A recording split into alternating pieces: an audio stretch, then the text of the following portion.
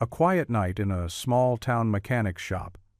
A single father just trying to raise his little girl, until he discovers a powerful CEO collapsed at his door.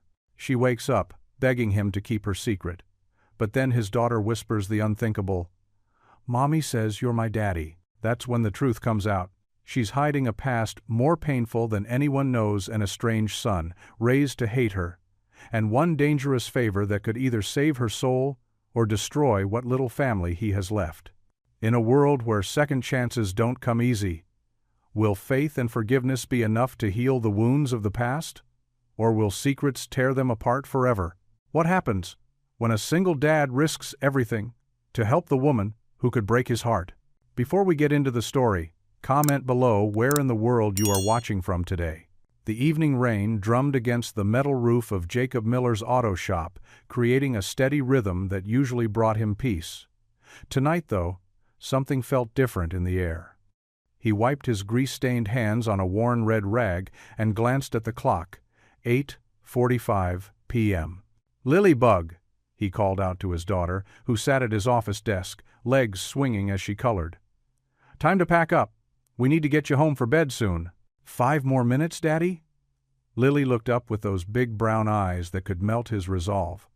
Her dark curls bounced as she held up her drawing. "I'm almost done with my rainbow." Jacob smiled, his weathered face softening. "All right, 5 minutes. But then we really need to—" A loud crash from outside cut through the patter of rain, followed by the sound of metal scraping against pavement. Jacob's heart jumped. "Stay here, sweetheart," he said firmly, already moving toward the door. "Don't move from that spot." The rain hit him hard as he stepped outside, soaking through his navy work shirt within seconds. Through the downpour, he could make out the shape of a black luxury car that had slid partially off the road near his shop. The front bumper was crumpled against one of the decorative boulders that lined his property. "Hello?" he called out, jogging toward the vehicle. "Anyone hurt?" As he got closer, he noticed a figure slumped over near the driver's side door. His pulse quickened as he recognized the expensive suit and perfectly styled hair, even though both were now soaked through. "Ma'am?" He knelt beside her, gently turning her face. His breath caught in his throat. Caroline Whitman. He'd seen her face in the business section of newspapers, on local TV, the youngest CEO in the state's history. But more than that, memories from nearly 20 years ago flooded back. Senior year, advanced placement classes. A bright smile that used to light up their high school hallways. She was unconscious, but breathing steadily. No visible injuries, though her skin felt cool to the touch. Jacob noticed her designer heels lying nearby, as if she'd stumbled out of the car and collapsed. "Daddy?" Lily's small voice carried from the shop doorway. "Is someone hurt? Lily, I told you to stay inside." The worry in his voice made his daughter shrink back slightly. He softened his tone. "I'm sorry, sweetheart. Yes, someone needs our help. Can you go get the blanket from my office couch?" While Lily scurried back inside, Jacob checked Caroline's pulse again. Strong and regular. He noticed the dark circles under her eyes, the slight hollowness in her cheeks, signs of exhaustion. He recognized all too well from his own mirror, during the hardest days after losing Sarah. "Here's the blanket, Daddy." Lily appeared at his side, clutching his old plaid throw. "Thank you, baby. Now please wait inside where it's dry." He wrapped the blanket around Caroline's shoulders, then carefully lifted her in his arms. She felt lighter than he expected, fragile almost, despite her powerful reputation. The rain continued to pour as he carried her toward the shop, her head resting against his chest. He could feel her shallow breathing, see the slight flutter of her eyelids. What had brought Caroline Whitman to this small town, to his doorstep, on this stormy night? Inside the shop's office, the fluorescent lights cast a harsh glow over Caroline's pale face as Jacob laid her gently on the worn leather couch. Lily hovered nearby, her eyes wide with concern. "Is she sleeping?" Lily whispered, clutching her rainbow drawing to her chest. "Something like that," Jacob replied, pulling his own jacket off to create a makeshift pillow. "She's very tired and needs to rest." He checked Caroline's breathing once more, then pulled his phone from his pocket. Should he call an ambulance? The nearest hospital was 30 minutes away, and if there were no obvious injuries— "She looks like a princess," Lily observed solemnly, edging closer to peer at Caroline's face. "Like Sleeping Beauty." Despite his worry, Jacob couldn't help but smile at his daughter's imagination. "Well, this princess needs some peace and quiet to wake up. Why don't you sit at my desk and finish your drawing?" As Lily settled back at the desk, Jacob found himself studying Caroline's face. The years had added subtle lines around her eyes, a certain sharpness to her features that spoke of burden and responsibility. But underneath, he could still see traces of the 18-year-old girl who'd once shared her dreams with him during study hall. The rain continued its steady rhythm against the roof as Jacob pulled up a chair beside the couch. He'd wait a few minutes, see if she came around on her own. If not, he'd have to make some decisions about medical care. Lily's crayon scratched softly against paper as she hummed to herself, creating a strangely peaceful atmosphere despite the unconscious woman on their couch. Jacob checked his watch. 9:15 p.m. now. Sarah would have known exactly what to do in this situation. She always seemed to have the right answer when life threw curves their way. "Lord," he whispered under his breath, a habit he'd developed in the years since losing his wife, "I could use some guidance here." Caroline stirred slightly, her brow furrowing. Jacob leaned forward, ready to offer assistance if she woke. But she only shifted position and remained unconscious, her breathing deep and even. Looking at her now, Jacob couldn't help but wonder about the circumstances that had brought her here. The Caroline, he remembered, had been destined for big things. They'd all known it back then. She'd achieved those dreams, certainly, but at what cost?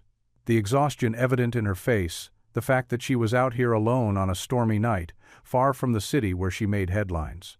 It all hinted at a story he couldn't quite piece together. A small hand touched his arm. "Daddy," Lily whispered, "I finished my rainbow. Should I make another picture for the princess when she wakes up?" Jacob pulled his daughter close, kissing the top of her head. "That's very thoughtful of you, sweetheart. I'm sure she'd like that." As Lily returned to her artistic endeavors, Jacob settled back in his chair, preparing for what could be a long night. Outside, the storm showed no signs of letting up, its steady drumbeat a reminder that sometimes life's biggest changes arrive without warning, carried in on the rain. Morning sunlight filtered through the dusty office windows, casting long shadows across Caroline Whitman's face. Her eyelids fluttered open, confusion clouding her features as she took in the unfamiliar surroundings. The leather couch beneath her creaked as she shifted, her designer suit wrinkled from a night of unwanted rest. The office was small but tidy, with filing cabinets lining one wall and framed children's drawings decorating another. A worn desk sat in the corner, covered in paperwork and a few scattered crayons. The sharp scent of motor oil and coffee mingled in the air. "You're awake," a gentle voice said. Caroline's head snapped toward the sound, wincing at the sudden movement. Jacob Miller stood in the doorway, holding 2 steaming mugs. He wore fresh work clothes, his dark hair slightly damp from a recent shower. Behind him, partially hidden, stood a small girl with wild curls, clutching a well-loved rag doll to her chest. "Where?" Caroline's voice came out hoarse. She cleared her throat and tried again. "Where am I?" Jacob stepped forward, offering her one of the mugs. "Miller's Auto Shop. I found you unconscious next to your car last night during the storm." His voice was steady, calming. "You gave us quite a scare." Caroline's hands trembled as she accepted the coffee. Memories from the previous night began flooding back. The endless meetings, skipping dinner again, the rain-slicked roads, the dizzy spell that hit her just as she pulled over. Her cheeks flushed with embarrassment. "I'm Jacob Miller," he continued, gesturing to the little girl who had edged closer. "And this is my daughter, Lily." Lily's eyes were wide with curiosity as she studied Caroline. "Your dress is pretty," she whispered, "even though it's all wrinkled now." Despite herself, Caroline felt a small smile tugging at her lips. "Thank you, sweetheart." The smile vanished as reality crashed back in. She set the coffee down with a sharp clank and struggled to her feet. "My phone. I need my phone. What time is it? Has anyone—" "It's just past 7, Jacob said, steadying her when she swayed slightly. Your phone's right there on the desk. Nobody knows you're here except us." Caroline grabbed her phone, her perfectly manicured fingers flying over the screen. Dozens of missed calls and messages filled the display. Her heart raced as she thought about the headlines that could destroy everything she'd worked for. CEO Caroline Whitman found unconscious in small town. Or, Whitman Corp leader suffers mysterious collapse. "Please," she said, turning to Jacob with desperate eyes. "Please don't call anyone. No hospitals, no press. I can't. My reputation, the company." "Easy now." Jacob raised his hands in a calming gesture. "I haven't called anyone, though I still think you should see a doctor." "I'm fine," Caroline insisted, though her pale face suggested otherwise. "It was just exhaustion. Nothing that hasn't happened before." She immediately regretted those last words. Jacob's expression shifted to concern. "This has happened before?" "That's not what I—" Caroline stopped, taking a deep breath. She needed to regain control of the situation. "Mr. Miller, I appreciate your help, but I need to handle this carefully. My position. It requires a certain image. If word got out that I collapsed from overwork, it could affect stock prices, board confidence, everything I've built." Lily had been watching this exchange with the intense focus only a child could maintain. She moved closer to Caroline, still holding her doll. "Daddy always says telling the truth is more important than what people think." Caroline felt those innocent words like a physical blow. She opened her mouth to respond, but was interrupted by Lily, suddenly brightening. "Oh, wait right here." The little girl darted out of the office, her footsteps pattering down the hallway. Jacob watched his daughter go with fond exasperation. "She's probably getting something to show you. She's been excited about having a visitor." Caroline nodded absently, already typing out damage control emails on her phone. "I should go. I can have a car sent." "Your car's still being checked over," Jacob said firmly. "The front axle took a hit when you went off the road. It's not safe to drive." Before Caroline could argue, Lily burst back into the room, clutching what looked like an old yearbook. "Look what I found in Daddy's special box," she announced proudly. "It has pictures of when Daddy was young, like me." Caroline felt a strange twist in her stomach as she recognized the book. Lily was already flipping through the pages, stopping at one with obvious excitement. "See?" Lily pointed at a photograph, her small finger tracing the familiar faces of two teenagers. "Daddy showed me this is him, and look, that's you." Caroline's breath caught as she saw the image. She and Jacob, so young, standing together at some long-forgotten school event. The memories she'd buried rushed back. Different paths, different choices, different lives. Lily looked up at Caroline with pure innocence in her eyes, tugging gently at the sleeve of her expensive suit. Then, in a whisper that seemed to stop time itself, she said, "Mommy says you're my daddy." Caroline froze, the blood draining from her face. The phone slipped from her fingers, clattering to the floor in the sudden, heavy silence. "Lily Marie Miller," Jacob said firmly, his weathered hands gentle but insistent as he guided his daughter away from Caroline. "We don't say things like that to people we just met. It's not polite." Lily's bottom lip quivered, her small fingers still gripping her stuffed rabbit. "But Daddy, I saw the picture. In the big brown book in the attic. They were standing together, just like you and Mommy used to." Jacob's face flushed. He knew exactly which photo his daughter meant. The old yearbook from his senior year, tucked away in a box of memories he rarely opened. Caroline's eyes darted between them, her perfectly manicured hands trembling slightly as she smoothed her wrinkled skirt. "I'm so sorry," Jacob said, running a hand through his hair. "Kids, they get these ideas sometimes." "The yearbook," Caroline whispered, her voice barely audible over the morning traffic outside. From Riverside High, a ghost of a smile touched her lips, though her eyes held a deep sadness. "I remember that day, the drama club photo, right?" Jacob nodded, surprised she recalled the detail. "You played Juliet that spring, and you built all the sets," Caroline added softly. Her composed CEO facade cracked just slightly, revealing something vulnerable underneath. "I didn't think anyone would remember that." Lily perked up, her eyes bright with curiosity. "You knew my daddy before? When you were little like me?" "Not quite that little," Caroline said, attempting a warm smile despite her obvious discomfort. But yes, we went to school together. She paused, her fingers absently touching a delicate gold locket at her throat. The morning light caught the edge of what looked like an inscription. Jacob noticed how Caroline's shoulders tensed, how her breathing became slightly uneven.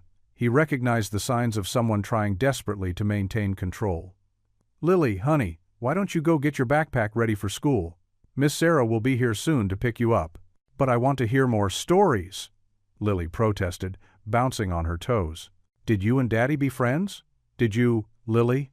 Jacob's tone was gentle, but firm. "Please." The little girl sighed dramatically, but headed toward the door. She stopped suddenly, turning back to Caroline. "Your necklace is pretty. Is there a picture inside? I have one with my mommy's picture in it." Caroline's hand flew to the locket, gripping it tightly. Her carefully applied makeup couldn't hide the sudden pallor of her face. Jacob watched as something shifted in her expression, a crack in the armor she wore so carefully. Caroline's voice wavered. She glanced at Jacob, then back to Lily's innocent face. "Yes, there is a picture inside." Lily stepped closer, drawn by the tremor in Caroline's voice. "Can I see?" "Lily," Jacob warned, but Caroline held up a hand. "It's okay," she said, though her voice suggested it wasn't. With shaking fingers, she unclasped the locket. Inside was a small photo of a young boy, maybe 4 or 5 years old, with Caroline's honey-blonde hair and a gap-toothed smile. Lily leaned in, eyes wide. "He's cute. Is he your little boy?" The question hung in the air like smoke. Caroline's eyes filled with tears she couldn't quite hold back. One escaped, tracking a path through her expensive makeup. "He was," she whispered. "His name is Matthew." Jacob felt the weight of those words, saw the pain etched in every line of Caroline's face. He'd never imagined the polished, successful CEO he occasionally glimpsed in business magazines carried such grief. "Was?" Lily asked, confused. "Did he go to heaven like my mommy?" "No, sweetheart." Caroline's voice cracked. She drew a shuddering breath, looking at Jacob as if seeking permission or perhaps strength. "He's alive, but I haven't seen him in years." The silence that followed was heavy with unspoken history. Jacob could see Caroline struggling to maintain her composure, her fingers still clutching the locket like a lifeline. The morning sun caught the tears on her cheeks, making them glitter like diamonds. "I'm so sorry," Jacob said softly, meaning it. He recognized the look in her eyes, the same haunted expression he'd seen in his own mirror after losing his wife. Different circumstances, but pain was pain. Caroline wiped her cheeks with trembling fingers, trying to rebuild her walls. But something about Lily's innocent questions, about being in this simple office with its children's drawings and coffee-scented air, had stripped away her defenses. "He'd be 16 now," she whispered, more to herself than to them. 16 years old, and I don't even know what he looks like anymore." Her voice broke on the last word and she pressed her hand to her mouth, trying to hold back a sob. Lily, with a child's instinct for comfort, moved closer to Caroline. "Don't cry," she said softly, patting Caroline's knee. "Maybe you can find him again. Daddy says lost things can always be found if you look hard enough." Caroline's hands trembled as she sat on the worn office couch, her designer suit wrinkled from her earlier collapse. The morning light filtered through the dusty auto shop windows, casting long shadows across the concrete floor. Lily had been sent to play in the small break room, leaving Caroline and Jacob alone with the weight of unspoken words between them. "I lost him," Caroline whispered, her perfectly manicured fingers fidgeting with her silk scarf. "Matthew, my beautiful boy. He was only 4 years old when they took him away." Jacob settled into his old desk chair, the leather creaking beneath him. His kind eyes watched her carefully, waiting. "I was young, ambitious," she continued, her voice catching. "Everyone told me I couldn't be both a mother and a CEO. But I tried. God knows I tried. I'd work 18-hour days, then come home and spend every precious minute with Matthew, reading stories, building blanket forts, making pancakes on Sunday mornings." She paused, wiping away a tear that had escaped despite her best efforts. His father, my ex-husband. He used my dedication to the company against me. Painted me as an absent mother, too consumed with success to care about her child. The judge agreed. Her shoulders slumped. One day, I came home to an empty house, no toys scattered across the floor. No little voice calling, "Mommy," no more blanket forts. Jacob leaned forward, his expression softening. "Caroline, I'm so sorry. But why are you telling me this now?" "Because Matthew is here, Jacob, in this town." Her eyes met his, desperate and pleading. "My ex-husband moved here 6 months ago. I've been trying to find a way to reach out, but—" She swallowed hard. "Matthew's 16 now. For 12 years, his father has been telling him that I abandoned him, that I chose my career over him. He's been taught to hate me."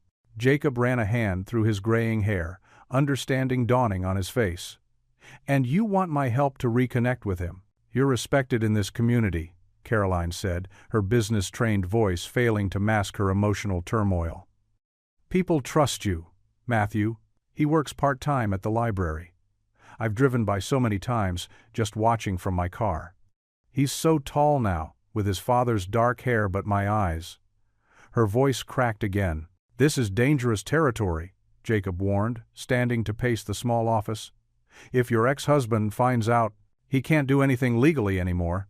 Matthew's old enough now to make his own choices." Caroline stood too, her designer heels clicking on the concrete floor. "I just need a chance, Jacob. A way to talk to him without his defenses up. Without the weight of 12 years of hatred clouding his judgment." Jacob shook his head, his mechanic's hands gesturing in frustration. "You're asking me to help deceive a teenager, to go behind his father's back. Caroline, I'm a single dad. I have Lily to think about. If this goes wrong—" "It won't," Caroline interrupted, taking a step closer. "I've thought about every angle. I just need you to help create an opportunity, maybe through the community center, or one of your church programs. Something natural, where Matthew wouldn't suspect." "Stop," Jacob said firmly. "You're talking about orchestrating a chance meeting like it's one of your corporate mergers. This is a young man's heart we're dealing with, his trust, his emotional well-being." Caroline's carefully maintained composure crumbled. "Don't you think I know that? Every single day for 12 years, I've thought about nothing else. I've missed everything, his first day of middle school, his voice changing, his first crush.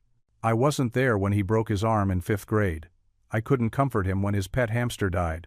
I've missed 12 years of bedtime stories, and homework help, and morning hugs." Tears flowed freely now, her makeup smearing.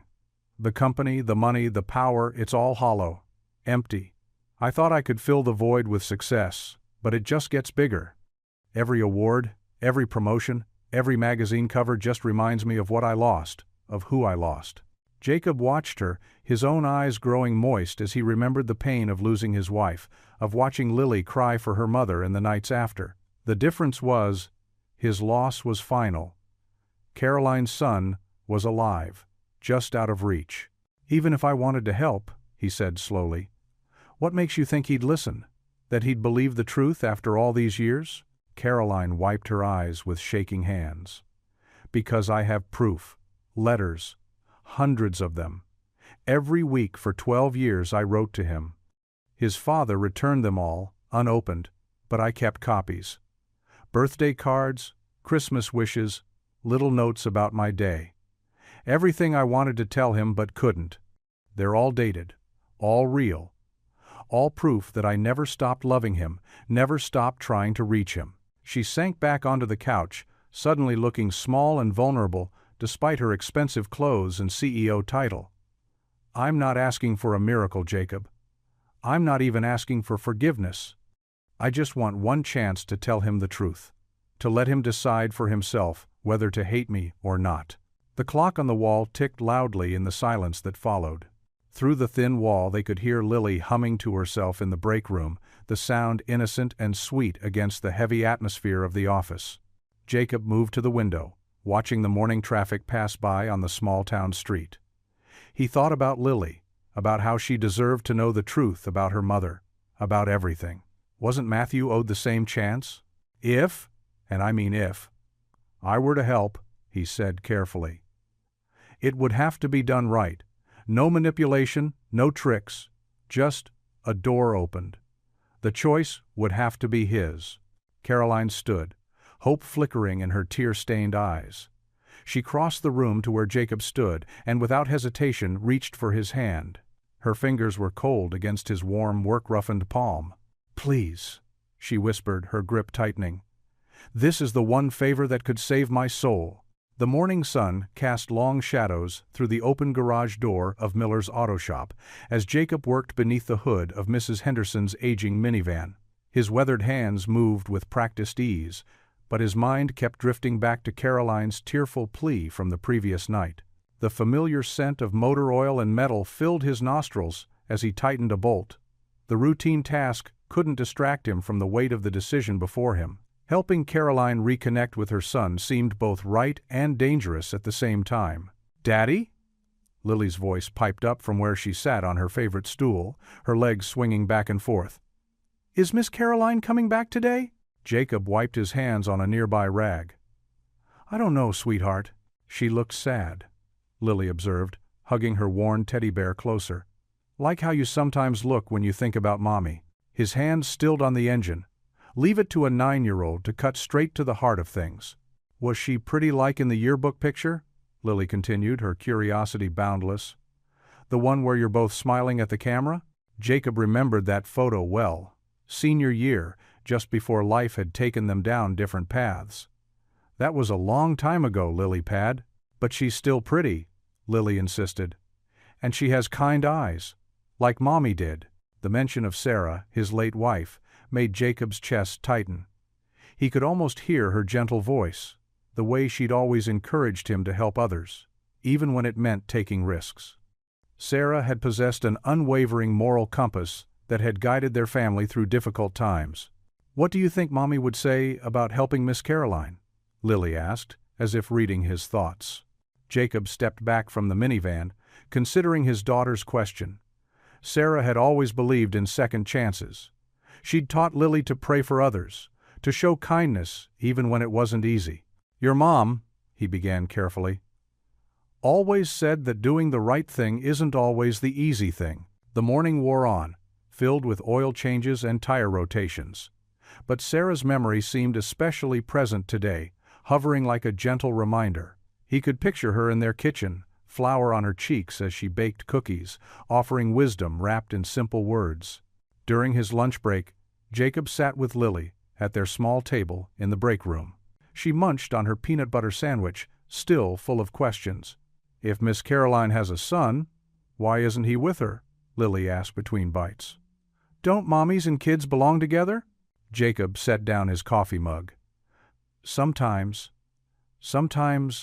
life gets complicated, sweetie. Grown-ups make mistakes or things happen that separate families. Like how Mommy had to go to heaven? That's different," Jacob said softly. "Your mom never wanted to leave us. She loved us more than anything." "I think Miss Caroline loves her son too," Lily declared with childlike certainty. "She cried when she talked about him. People only cry about things they love." The afternoon passed in a blur of customers and repairs.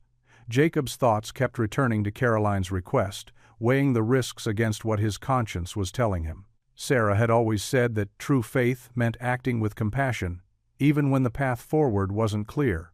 As evening approached, Jacob closed up the shop and drove home with Lily, the familiar streets of their small town passing by their truck's windows. They shared a simple dinner of spaghetti and meatballs, Lily chattering about her day at school, but Caroline's situation lingered in the back of his mind. After tucking Lily into bed and listening to her nightly prayers, which now included a special mention of Miss Caroline and her son, Jacob settled into his favorite armchair. The house was quiet, except for the gentle ticking of the wall clock Sarah had loved. He closed his eyes, his hands clasped together. "Lord," he whispered, "I could use some guidance here." The weight of Caroline's request pressed on his heart, along with memories of Sarah's unwavering faith in doing what was right. "Sarah," he murmured, though he knew she couldn't answer, "what would you tell me to do?" The silence held no clear answers, just the echoes of his wife's compassionate spirit and the complicated choice before him. The morning bustle at Miller's auto shop was in full swing when Caroline's sleek black Mercedes pulled into the parking lot. She'd changed into fresh clothes, a simple sweater and jeans instead of her usual power suit, but dark circles still ringed her eyes. The exhaustion that had caused her collapse lingered, making her movements careful and deliberate. Jacob looked up from an oil change, wiping his hands on a shop rag. "Didn't expect to see you back so soon." "I called in sick to work," Caroline admitted, leaning against the garage doorframe. "First time in 12 years. My assistant nearly fainted." Lily, who had been sorting bolts on her workbench, brightened at the sight of Caroline. "Miss Caroline, want to help me organize these? Daddy says I'm the best parts manager he's got." A genuine smile touched Caroline's lips. "I'd love to, sweetheart." Jacob watched as Caroline settled beside his daughter, their heads bent together over the collection of metal parts. There was something both touching and painful about seeing the powerful CEO carefully following a 9-year-old's instructions on proper bolt sorting. "The big ones go here," Lily explained, pointing to different bins. "And these tiny ones are for special jobs. Daddy says organization is super important." "Your daddy's right," Caroline agreed, her fingers moving more slowly than Lily's practiced ones. "Though I usually organize spreadsheets, not car parts." Throughout the morning, Caroline stayed close to the workbench, her usual commanding presence subdued. She watched Jacob with his customers, the easy way he explained repairs, his patient manner with elderly Mrs. Peterson, who worried about every small noise her car made, his firm but fair negotiations over prices. During a quiet moment, when Lily was occupied with her coloring books, Caroline spoke softly to Jacob. "You're good with people. Real people, I mean. Not the kind I deal with every day." "Real people?" Jacob raised an eyebrow as he checked the inventory list. "Board members, shareholders, people who care more about profit margins than," she gestured to where Lily sat humming to herself, "than what actually matters." The morning merged into afternoon. Caroline declined Jacob's offer to call her a car, instead helping Lily arrange her crayons by color while Jacob worked. Her phone buzzed constantly, but she kept silencing it, each time looking more relieved to ignore the outside world. During lunch break, Lily insisted on sharing her peanut butter and jelly sandwich with Caroline. The CEO's eyes grew misty as she accepted half the slightly squashed sandwich. "When's the last time you had PB, Jay?" Lily asked, swinging her legs under the break room table. Caroline paused, thinking. "I can't remember. Probably when Matthew was little. We used to make them together on Saturday mornings." Jacob, preparing coffee at the counter, noticed how Caroline's voice caught on her son's name. "I have meetings over lunch now," she continued, staring at the sandwich. "Working lunches, they're called. Usually at restaurants where the menus don't even list prices." "That sounds lonely," Lily observed with a child's directness. Caroline's carefully maintained composure cracked slightly. "Yes," she whispered. "Yes, it is." As the afternoon wore on, Caroline's professional mask slipped further. She watched Jacob help Lily with her homework between customers, saw their easy affection in small gestures, a pat on the head, a shared laugh, the way Lily knew to hand him tools without being asked. "My office is on the 40th floor," Caroline said suddenly, as Jacob closed the hood of a restored Chevrolet. "Floor to ceiling windows. You can see the whole city." He waited, sensing there was more. "Sometimes I stand there, looking down at all those tiny cars and buildings, and I feel," she wrapped her arms around herself, "I feel like I'm in a glass cage. All that success, that power everyone envies, and I can't even hug my own son." Lily had gone to the bathroom, leaving them alone in the shop's main area. Caroline's perfectly manicured nails dug into her sweater sleeves. "The higher you climb," she continued, her voice hollow, "the emptier it gets. Do you know what I did last Christmas? I worked. Closed a major merger." The board was thrilled. Her laugh held no humor. "I didn't even put up a tree." Jacob thought about his own modest Christmas. Lily's excitement over her new bike, the slightly burned cookies they'd made together, the quiet moment at Sarah's grave, placing a wreath. Success was supposed to fix everything, Caroline said almost to herself. If I could just be successful enough, powerful enough, then. She trailed off, blinking rapidly. A customer arrived then, and Jacob had to focus on work. He directed Caroline to wait in his small office while he handled the repair consultation. Through the office window, he could see her sitting at his cluttered desk, surrounded by Lily's crayon drawings that decorated the walls. When he finished with the customer 15 minutes later, Jacob found Caroline exactly where he'd left her, but now she was crying silently, one hand pressed to her mouth to muffle the sound, her shoulders shaking. On his desk lay an old photo that must have fallen from the bulletin board. Lily as a toddler, laughing in her mother's arms. The proud CEO looked impossibly small in that moment, curled in on herself in his worn office chair, her carefully constructed world crumbling in the humble surroundings of his auto shop. All her wealth and power couldn't fill the void left by a missing child, just as Jacob's quiet strength couldn't erase the pain of losing Sarah. They were both broken in different ways, he realized, but at least he had Lily to hold on to. Caroline didn't notice him watching, her tears falling silently onto her expensive sweater, each drop marking the price of her lonely success. The little white church stood peaceful against the morning sky, its weathered steeple reaching toward wisps of clouds. Jacob guided his truck into the familiar parking spot, the same one he'd used every Sunday since Lily was born. The gravel crunched under their feet as they made their way to the entrance, Lily skipping ahead in her favorite yellow dress. "Daddy, can I sit with Emma today?" Lily asked, spotting her best friend near the wooden doors. "After we find our usual pew," Jacob said, smoothing down his daughter's flyaway hair. He'd done his best with it that morning, but somehow Lily's blonde strands always had a mind of their own.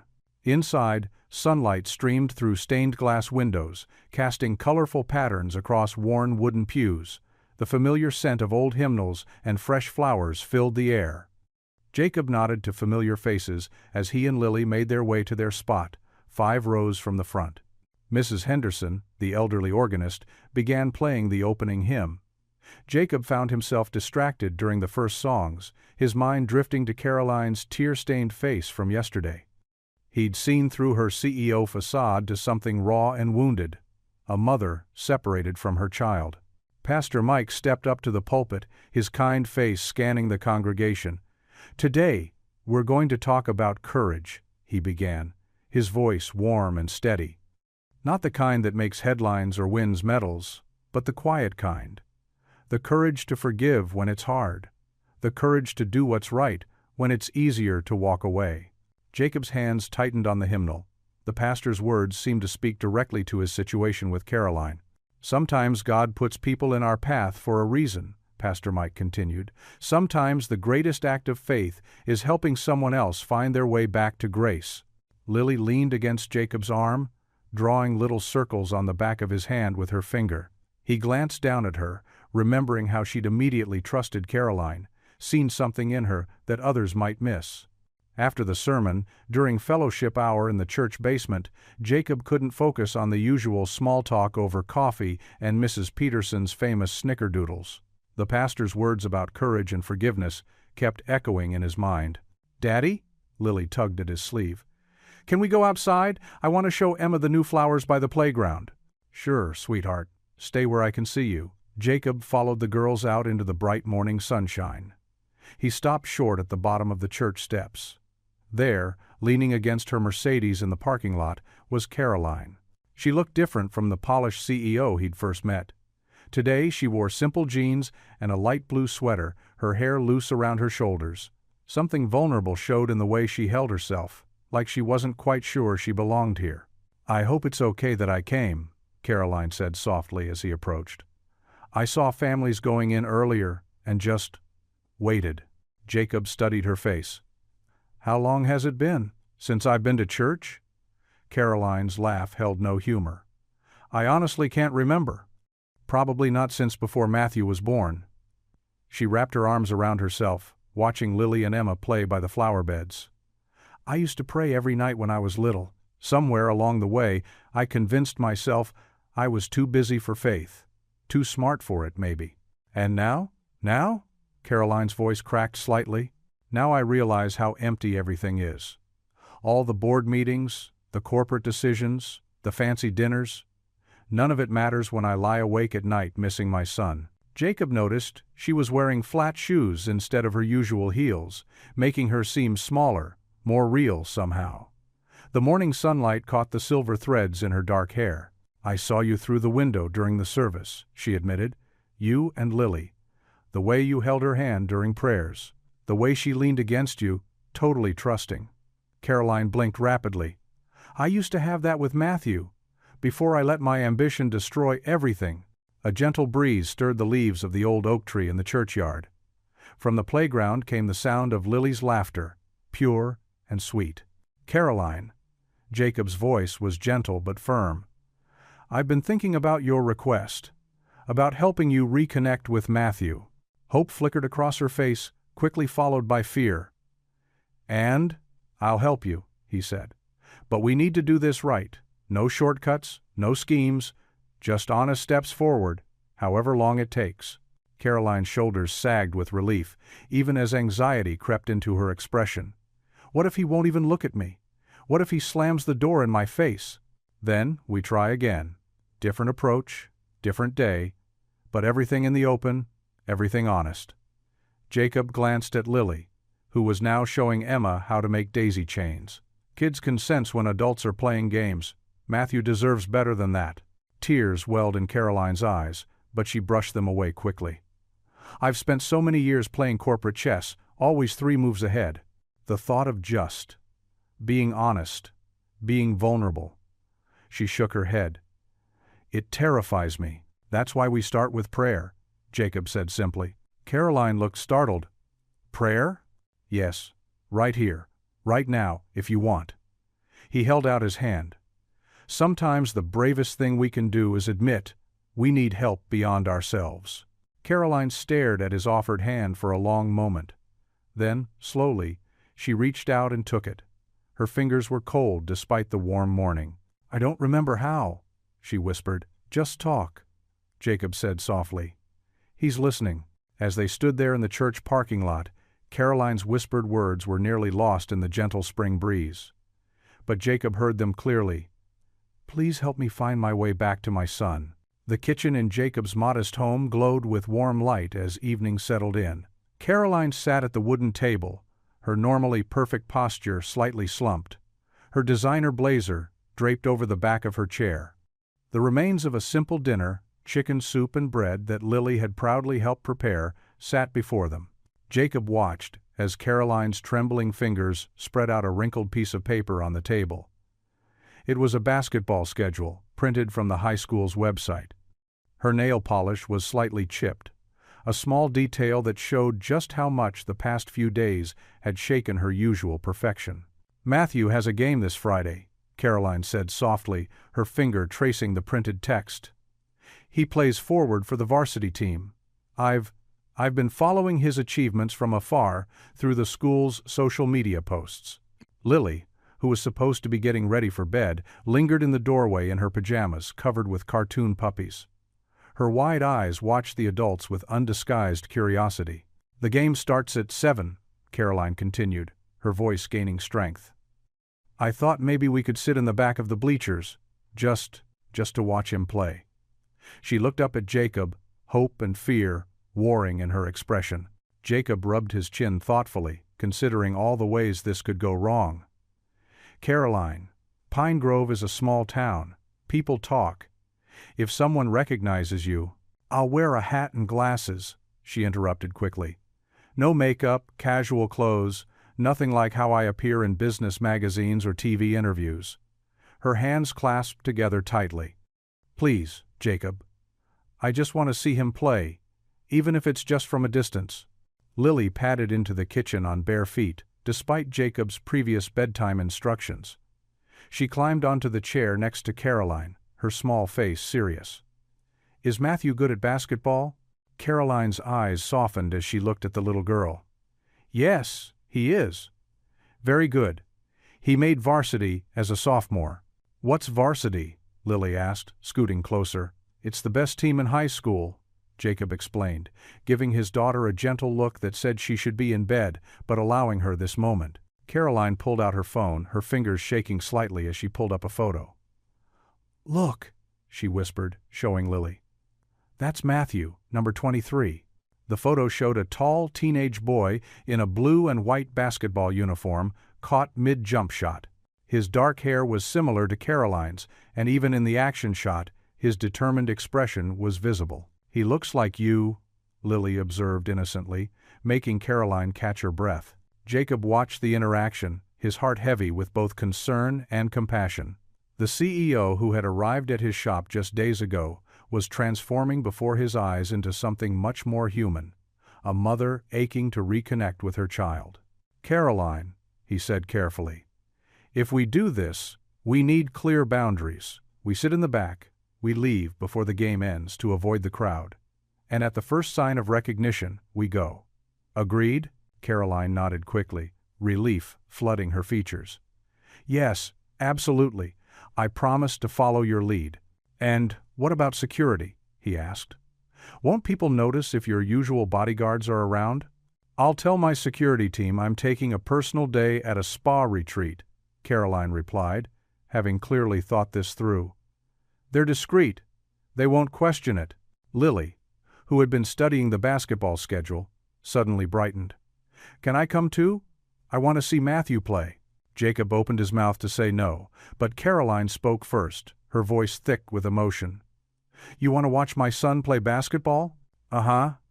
Lily nodded enthusiastically. "I can make a sign with his number on it and everything." "Sweetie," Jacob started gently, "we need to be quiet about this. No signs." "Oh." Lily's face fell for a moment before lighting up again. "Then I'll just cheer really quietly." She demonstrated by doing a miniature silent cheer, her small hands waving in the air without a sound. Caroline pressed her hand to her mouth, tears welling in her eyes even as she smiled at Lily's innocent enthusiasm. The little girl's simple acceptance of Matthew as someone to support touched something deep within her. Jacob felt his resistance melting as he watched them. He knew he should probably insist Lily stay home with a sitter, but seeing the way Caroline's whole demeanor had softened in response to his daughter's excitement, he couldn't bring himself to refuse. "All right," he conceded, "but you have to promise to stay close to us and be very quiet about who Caroline is. Can you do that?" Lily nodded solemnly, holding up her pinky. "Pinky promise, Daddy. I'll be super quiet, like a ninja cheerleader." Caroline let out a watery laugh, linking her pinky with Lily's. The simple childish gesture seemed to mean the world to her, and Jacob could see her holding on to this moment like a lifeline. "Now," Jacob said, standing up and giving Lily a pointed look, "it's definitely past someone's bedtime." "But Daddy," Lily started to protest. "No buts, young lady. Say goodnight to Caroline." To everyone's surprise, Lily threw her arms around Caroline in a quick hug before darting away. "Night, Caroline, night, Daddy." She disappeared down the hallway, her footsteps pattering on the wooden floor. Caroline sat frozen for a moment, touched by the unexpected embrace. When she finally looked up at Jacob, her eyes were shining with tears, but she was smiling, really smiling, for the first time since he'd found her outside his shop. "Thank you," she whispered, carefully folding the basketball schedule and tucking it into her purse. "For everything," Jacob nodded, understanding that her gratitude went far beyond just agreeing to attend the basketball game.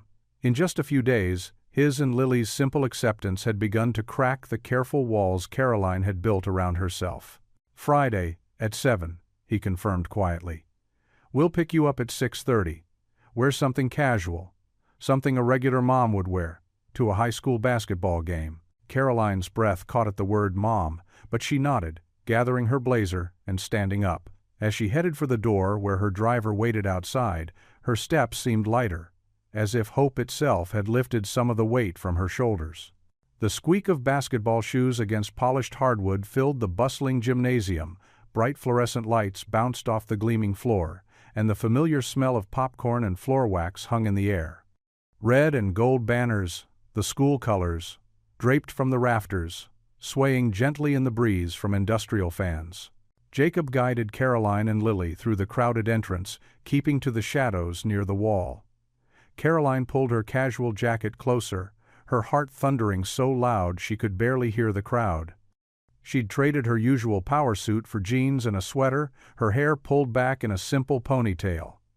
No one would expect to see the CEO of Whitman Industries dressed like this at a high school basketball game. "There's space up there," Jacob whispered, nodding toward an empty spot in the middle bleachers. Lily bounced excitedly between them, her small hand warm in Caroline's trembling grip. They climbed carefully, weaving past cheering parents and clusters of teenagers. Caroline's legs felt like jelly with each step. 12 years. 12 years since she'd been this close to her son. The weight of that time pressed down on her chest, making it hard to breathe. "You okay?" Jacob asked softly as they settled onto the hard wooden bench.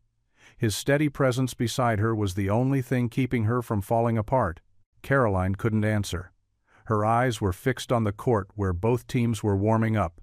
And there he was, number 23, tall and lean, moving with the fluid grace of a natural athlete. Matthew's dark hair fell across his forehead as he practiced layups, his face set in concentration. "He's so big," she whispered, her voice catching.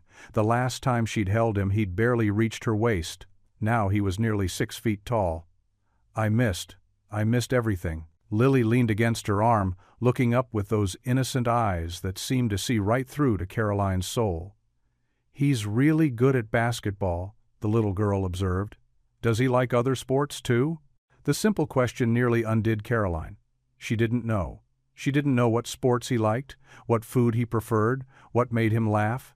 She pressed her lips together, fighting back tears.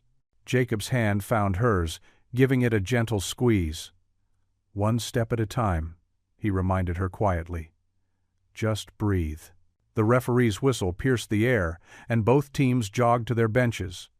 Caroline watched hungrily as Matthew grabbed his water bottle, laughing at something a teammate said. His smile, it was the same smile she remembered from when he was small, the one that had always lit up her world. The game began, and Caroline found herself holding her breath every time Matthew touched the ball. He played with intensity and focus, calling out to his teammates, setting up plays. She recognized his competitive spirit.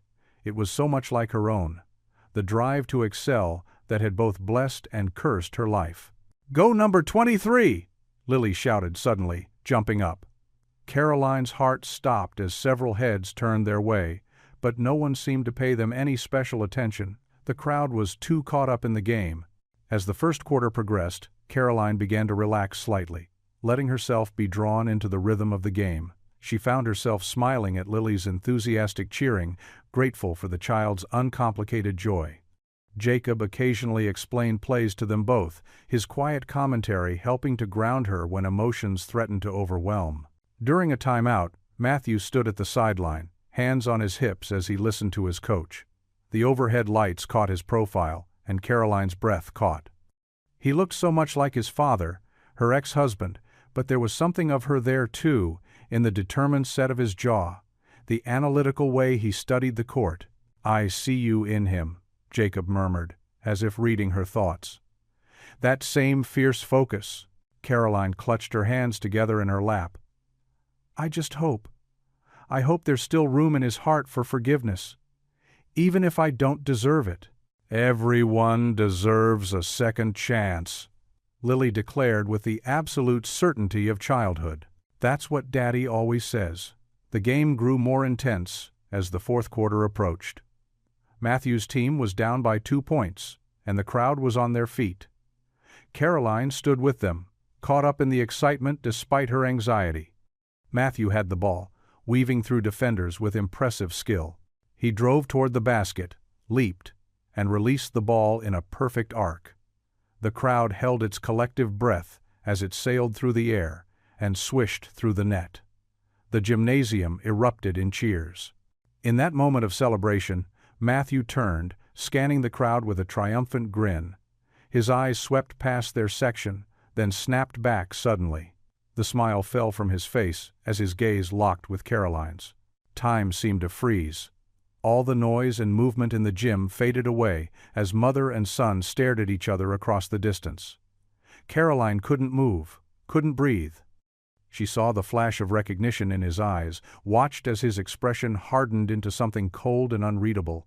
The moment shattered as a teammate slapped Matthew's shoulder, pulling him back into the game. But Caroline had seen it.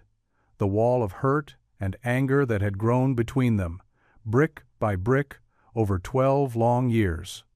It was real now, not just something she imagined during sleepless nights. The pain of it staggered her. The evening air held a crisp chill as crowds spilled from the gymnasium into the dimly lit parking lot. Caroline stood behind a tall oak tree, her fingers nervously tracing the rough bark as she watched Matthew emerge from the building. His dark hair was still damp from his post-game shower, and he walked with the confident stride of someone who'd just led his team to victory. He wore his Letterman jacket proudly, laughing with a couple of teammates. Jacob touched Caroline's shoulder gently. "Are you sure about this?" She nodded, though her whole body trembled. "I have to try." Lily clung to her father's hand, unusually quiet as she sensed the tension in the air. Caroline took a deep breath and stepped out from behind the tree. Her designer sneakers crunched on scattered gravel as she approached her son. "Matthew." Her voice came out barely above a whisper. Matthew turned at the sound of his name. The laughter died on his face as recognition dawned. His teammates sensed the sudden change and backed away, muttering awkward goodbyes. "What are you doing here?" Matthew's voice was hard, brittle like ice. I wanted to see you play." Caroline took another step forward, her hands clasped tightly together to hide their shaking. "You were amazing out there. That three-pointer in the fourth quarter—" "Don't," Matthew cut her off sharply. "You don't get to show up after 12 years and act like some proud mom." The venom in his voice made Caroline flinch. "Matthew, please, if you just let me explain." "Explain what?" His voice rose, drawing attention from nearby parents and students loading into their cars. "Explain how you chose your precious company over me. How you missed every birthday, every Christmas, every single moment of my life because board meetings were more important." Tears welled in Caroline's eyes. "That's not how it was. I made mistakes, terrible mistakes, but I never stopped loving you." "Love?" Matthew laughed, but there was no humor in it. "Love is showing up. Love is being there. You know who was there? Dad and Aunt Sarah. They were there for every scraped knee, every nightmare, every school play. You? You sent expensive gifts with little cards saying, 'Sorry I couldn't make it,' as if things could replace you." Jacob stepped forward, still holding Lily's hand. "Son, maybe we could all talk somewhere quieter." Matthew's eyes flashed with recognition. "You're the mechanic from Main Street." His gaze darted between Jacob and Caroline, understanding dawning on his face. "So what? You got yourself a new family now? Some replacement kid to ease your guilt?" "No." Caroline reached for him instinctively. "Matthew, please." He jerked away from her touch as if it burned. "Don't touch me. You abandoned me. You walked away." His voice cracked with emotion. "Do you know how many times I sat by the window on visiting days, waiting for you to show up? How many times Dad had to explain why my own mother didn't want me?" Caroline's tears flowed freely now. I wanted you so much, it hurt. Every single day. Save it." Matthew backed away, his hands raised like shields. "I don't need your explanations. I don't need your guilt. And I definitely don't need you pretending to care about my life now."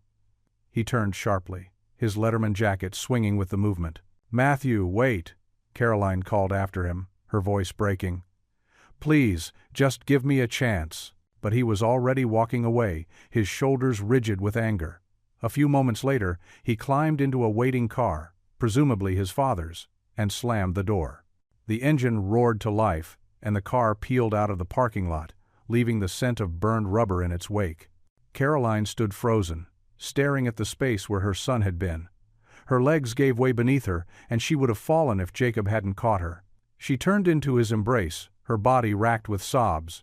"He hates me," she whispered against Jacob's shirt, her words muffled by tears. "He hates me." Lily pressed against their legs, her small arms trying to wrap around both adults. "Don't cry, Caroline," she said softly, but her own voice wobbled with distress. The parking lot had nearly emptied now, leaving them alone under the flickering street lamps. A gentle breeze stirred fallen leaves around their feet, and somewhere in the distance, a car horn honked. But Caroline barely registered any of it, lost in the crushing weight of her son's rejection. The afternoon sun cast long shadows through Jacob's kitchen window as Caroline sat at the worn wooden table with Lily. Math worksheets and colorful pencils were scattered between them. The kitchen still held the lingering scent of Jacob's morning coffee, mixed with the sweet aroma of the chocolate chip cookies they'd baked earlier.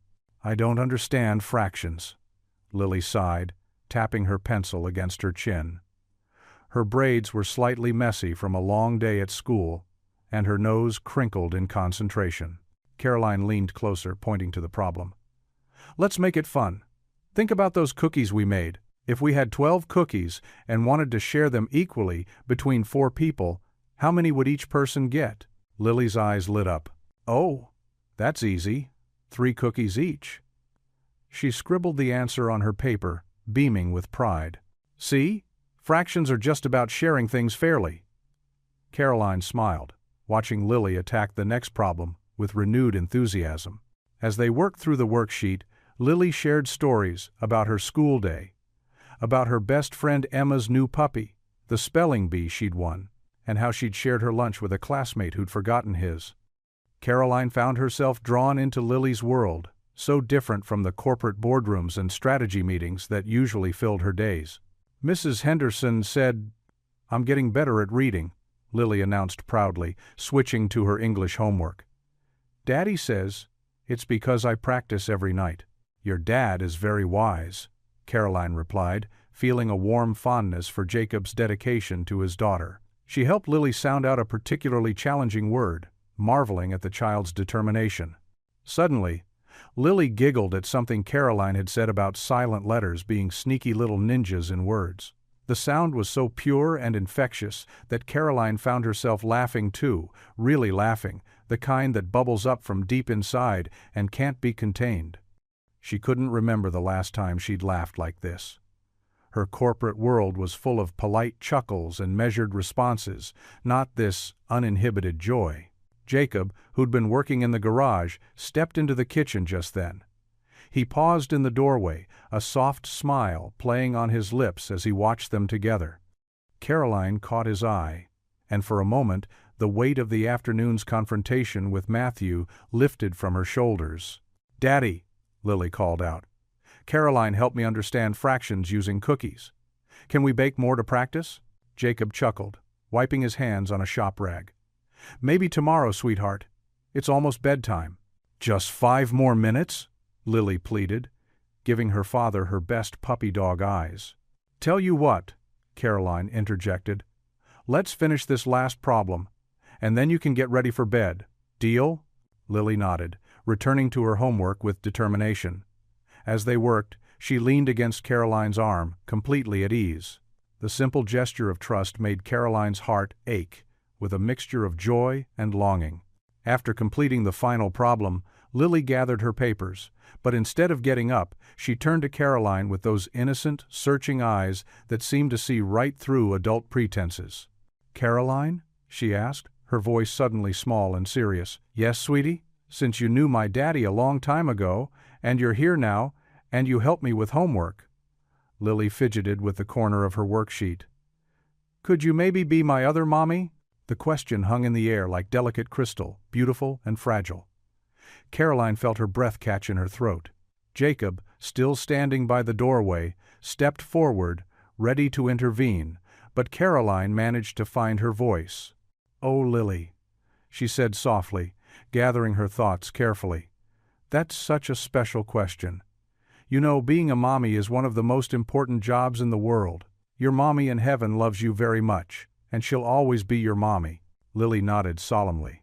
"I know, but Emma at school has 2 mommies, her regular mommy and her stepmommy. She says there's lots of love to go around." Caroline felt tears pricking at her eyes, but she blinked them back. "That's very true, Lily. Love does have a way of growing and growing. Right now, though, I'm just happy to be your friend. Is that okay?" "Okay," Lily agreed easily, sliding off her chair. She gave Caroline a spontaneous hug before skipping off to get ready for bed, leaving behind a silence filled with unspoken emotions. Jacob cleared his throat. "I'll go make sure she brushes her teeth properly. Will you be okay?" Caroline nodded, not trusting herself to speak. Once alone in the kitchen, she stood up and walked to the sink, gripping its edge as the tears she'd been holding back finally spilled over. The evening's warmth and connection had awakened something in her, a desperate longing for the family life she'd lost, for the simple joy of helping with homework and sharing laughter over cookies. She thought of Matthew, how she'd missed all his homework sessions, all his bedtimes, all his innocent questions. The weight of those lost years pressed down on her chest. And now here was Lily, offering her heart so freely, while her own son couldn't even look at her without anger. Moonlight streamed through the window as Caroline stood there, silent tears rolling down her cheeks. In the distance, she could hear Jacob reading Lily a bedtime story, their voices, a gentle murmur of comfort and belonging. Everything she'd sacrificed for her career, everything she now realized she desperately wanted back. The cookie jar sat on the counter, a reminder of the afternoon's simple pleasures. Caroline touched it gently, remembering Lily's delighted face as they'd baked together. Such a small thing, teaching fractions with cookies, sharing stories, offering hugs, yet it had filled an empty space in her heart she hadn't even known was there. In the quiet kitchen, surrounded by evidence of a family's daily life, artwork on the fridge, a stack of well-used plates in the dish rack, Lily's scattered colored pencils, Caroline let herself feel the full force of her loneliness. The tears came harder now, but she remained silent, not wanting to disturb the peaceful bedtime routine happening upstairs. Caroline's heels clicked softly against the hallway floor of Winston High School. Her navy business suit felt like armor, but her hands trembled as she clutched her leather portfolio. Jacob walked beside her, his steady presence calming her nerves. "Remember," Jacob said quietly, "just be yourself. Talk about leadership like you would to any class." She nodded, unable to find her voice. The art room door loomed ahead, and through the narrow window she caught a glimpse of Matthew sitting at an easel. Her heart squeezed. The art teacher, Ms. Reynolds, greeted them warmly. "Class, today we have a special guest speaker, Ms. Reynolds. Whitman is the CEO of Summit Technologies, and she's here to talk about leadership in the creative industry." Caroline scanned the room of 20 students, trying not to let her gaze linger too long on Matthew. He hunched over his sketchbook, his dark hair falling across his forehead just like it had when he was little. The memory made her throat tight. "Thank you for having me," Caroline began, her professional voice taking over.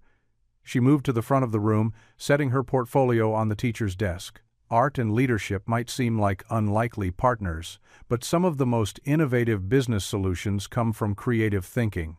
As she spoke about building teams and fostering creativity in the workplace, she noticed Matthew's pencil had stopped moving. Though he kept his head down, his shoulders were tense, listening. "The hardest part of leadership isn't making decisions," Caroline continued, her voice softening. "It's admitting when you've made mistakes. It's having the courage to face those mistakes and try to make things right." A few students nodded, but Matthew's jaw clenched. She recognized that expression. It was the same one she wore in board meetings when trying to contain her emotions. Caroline pulled out some example projects from her portfolio, showing how her company had evolved their designs based on failure and feedback. Sometimes our biggest failures lead to our most important breakthroughs, but only if we're brave enough to learn from them. The class broke into small groups to discuss creative problem solving. Caroline walked between the clusters of students, offering guidance. When she passed Matthew's table, she noticed his sketch, a stormy landscape with a single tree bending but not breaking in the wind. "That's beautiful," she said softly, careful not to draw attention from the other students. "The way you've captured the motion. It's like you can feel the strength in that tree." Matthew's hand stilled, but he didn't look up. His knuckles whitened around his pencil. After a moment, he added another dark stroke to the storm clouds. From across the room, Jacob caught her eye and gave an encouraging nod. He'd been quietly observing from near the door, ready to support her if needed. As the class period drew to a close, students began packing up their supplies. Caroline returned to the front of the room to thank Ms. Reynolds. She could feel Matthew's presence as he moved behind her toward the door. "Thank you, Ms. Whitman," Ms. Reynolds said warmly. "Your perspective on creative leadership was exactly what these students needed to hear." Caroline gathered her portfolio, her hands still shaking slightly. As she turned toward the door where Jacob waited, she heard it, just barely audible, but clear enough to stop her heart. "Why now?" Matthew muttered, his voice carrying a mix of anger and something else. Confusion? Pain? He slipped past her and disappeared into the hallway, leaving Caroline frozen in place. Jacob stepped forward, gently touching her elbow. "You did good," he whispered. "Real good." Caroline couldn't speak. Those 2 words from Matthew, the first he'd spoken to her in years, echoed in her mind. They weren't forgiveness, not even close, but they were something. A crack in the wall. A question instead of a dismissal. She let Jacob guide her into the emptying hallway, her legs unsteady beneath her professional armor. Students streamed past them, but she barely noticed. All she could think about was that sketch of the tree in the storm, bending but not breaking, and her son's quiet words, "Why now?" The morning sun cast long shadows across the parking lot of Jacob's auto shop as Caroline pulled up in her silver Mercedes. She'd been coming here every morning for the past week, finding comfort in the routine and Lily's cheerful greetings. But today was different. As she stepped out of her car, something caught her eye. A piece of paper fluttered under her windshield wiper, held down by a small rock. Her heart skipped a beat. It wasn't a flyer or advertisement. The paper was thick, high-quality art stock. Caroline's hands shook as she carefully removed it. The morning breeze threatened to snatch it away, but she held on tight. When she turned it over, her breath caught in her throat. The sketch was done in charcoal, bold strokes creating a striking image of a chain. But not just any chain, it was broken in the middle, its links twisted and strained. The detail was incredible. Each link had been carefully shaded to show depth and texture. The broken ends seemed to reach toward each other across the gap, yet remained separate. She knew instantly who had drawn it. Matthew had always been artistic, even as a toddler. She remembered his tiny hands clutching crayons, creating pictures that she'd proudly displayed on her office wall until everything fell apart. "Caroline?" Jacob's voice startled her. He stood in the doorway of his shop, wiping his hands on a red shop rag. "Everything okay?"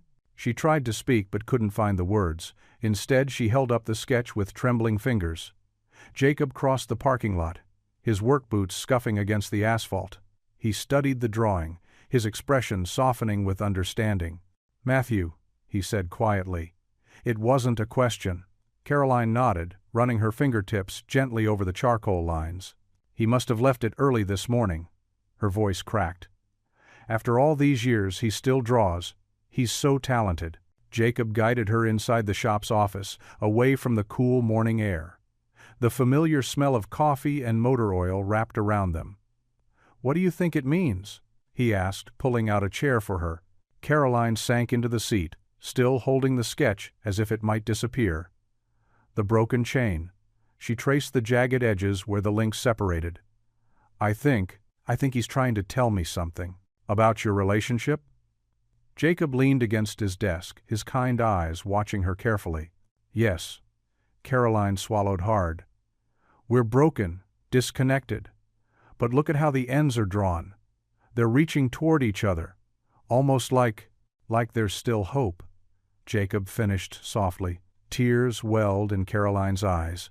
She thought of yesterday's art class, how Matthew had kept his head down, refusing to look at her directly, but he had listened. She'd seen his pencil moving across his sketchbook as she spoke about leadership and facing challenges. "He could have thrown away my business card," she whispered.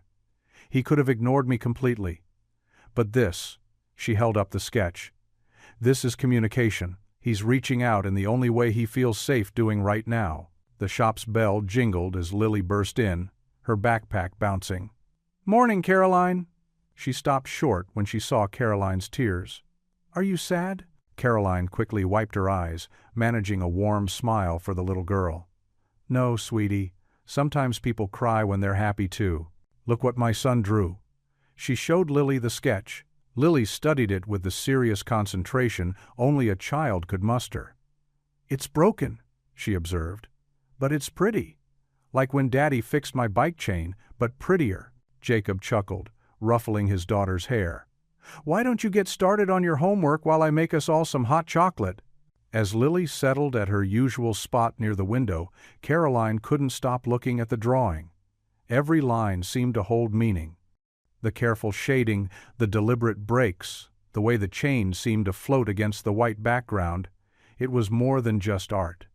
It was Matthew's voice speaking to her in the language he trusted most.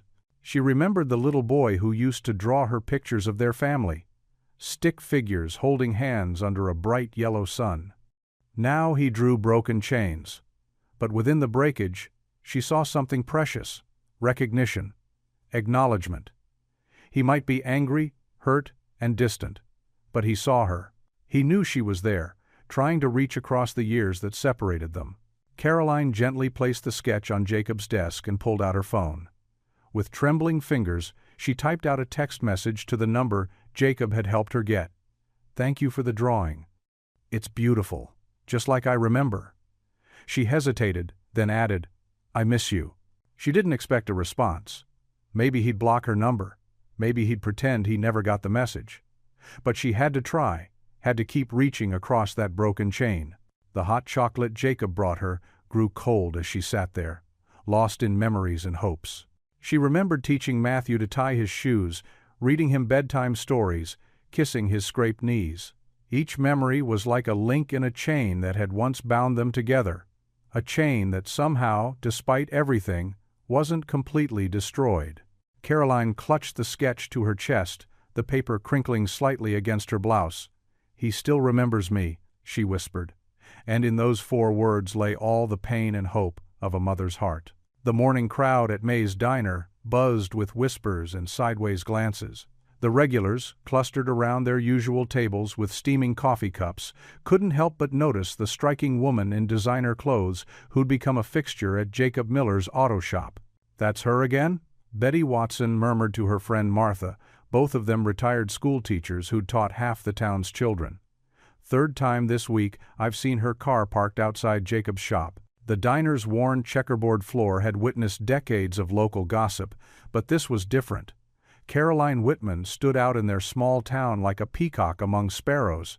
Her tailored suits and perfectly styled hair drew attention wherever she went. Sarah, the diner's longtime waitress, topped off coffee cups while picking up fragments of conversation. "Did you hear?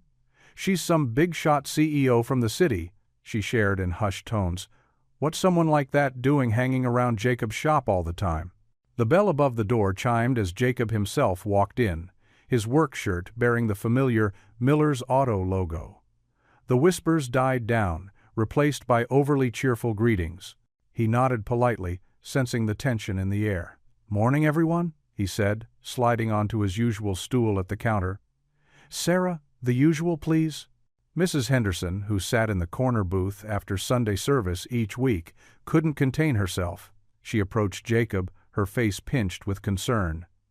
"Jacob, dear, we're all just a bit worried about you and little Lily." Jacob's shoulders stiffened. "There's nothing to worry about, Mrs. Henderson." "But that woman," she pressed on, wringing her hands. "We've read about her in the papers. All those corporate takeovers, those ruthless business dealings. Is that really the kind of influence you want around Lily?" The diner grew quiet enough to hear the sizzle of bacon on the griddle. Jacob set down his coffee cup carefully, his voice steady but firm. "Caroline Whitman is a guest in our town, and she's been nothing but kind to me and my daughter." Word spread faster than wildfire in their close-knit community. By Sunday morning, the church parking lot was alive with speculation. Caroline had started attending services with Jacob and Lily, sitting quietly in the back pew, but her presence caused more stir than salvation. "Did you see how Lily holds her hand?" whispered Diane Parker to her husband during the hymn. "That poor child, missing her mother so much, she's latching onto a stranger." After the service, Jacob found himself cornered by Reverend Thomas. The older man's face was creased with genuine concern. "Son, you know we all care about you and Lily. We just want to make sure you're thinking this through." Jacob ran a hand through his hair, frustration evident in his voice. "With all due respect, Reverend, I know what I'm doing. Caroline's going through a difficult time, and she needs friends, not judgment." But the whispers continued. At the grocery store, the post office, even at Little League games, Jacob noticed some parents keeping their children away from Lily at the playground, as if Caroline's presence was somehow contagious. One afternoon, Caroline stepped into the local pharmacy to pick up some supplies for Lily's school project. She paused near the greeting cards, accidentally overhearing two women talking in the next aisle. "It's just not right," one woman said, her voice carrying clearly. "Jacob's such a good man, and Lily's such a sweet child. That woman's nothing but trouble for both of them." "Exactly," the other agreed. "You mark my words, she'll bring nothing but heartache. These city types always do. They sweep in, turn everything upside down, and leave behind a mess for others to clean up." Caroline's hand trembled as she set down the construction paper she'd been holding. The shame burned hot in her chest, making it hard to breathe. These women didn't know about Matthew, about her struggles, about her sleepless nights. They just saw the polished exterior, the CEO, the outsider. She abandoned her shopping basket and hurried out of the store, keeping her head down to hide the tears threatening to spill. The bell jingled cheerfully behind her, a stark contrast to the heaviness in her heart. Through the window, she could see the two women watching her retreat, their faces a mixture of vindication and pity. Standing on the sidewalk of Main Street, Caroline felt more alone than she had in her gleaming corner office in the city. At least there, people's judgment was straightforward, based on business decisions and power moves.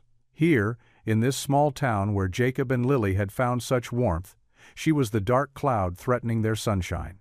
The word trouble echoed in her mind, mixing with all her doubts about trying to reconnect with Matthew, about letting Lily grow attached to her, about the way her heart lifted whenever Jacob smiled. Maybe the townspeople were right. Maybe she was nothing but trouble. A group of church ladies walked past, their conversation dying as they spotted her. Their tight smiles and quick glances said everything their words didn't.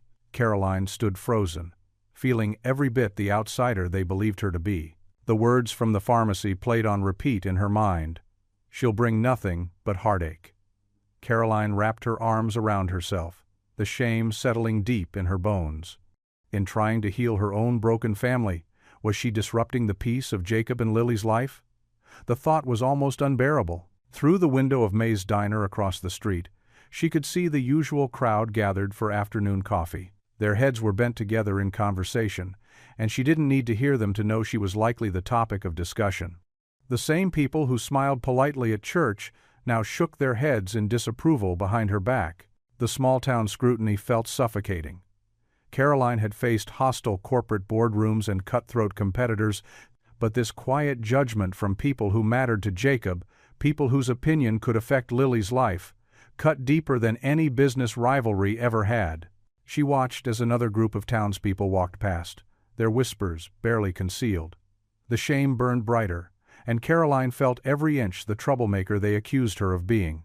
In their eyes, she was an intruder, a disruption to the peaceful life Jacob had built for his daughter. And maybe, she thought with a sinking heart, they were right. The late afternoon sun streamed through Jacob's kitchen windows as Lily buzzed around the dining room table, her small hands carefully placing each fork and spoon. She had insisted on using the fancy paper napkins they saved for special occasions, folding each one into wobbly triangles. "Daddy, is it crooked?" Lily asked, adjusting a plate for the 10th time. Her face scrunched in concentration as she stepped back to examine her work. Jacob smiled, watching his daughter's determination. "It looks perfect, sweetheart.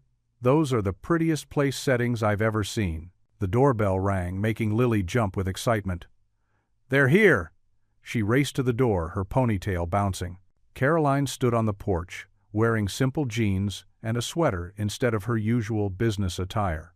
Behind her, Matthew hung back, hands stuffed in his jacket pockets, looking like he might bolt at any second. "Hi, Caroline," Lily beamed, throwing her arms around Caroline's waist. Then she looked up at Matthew with bright eyes.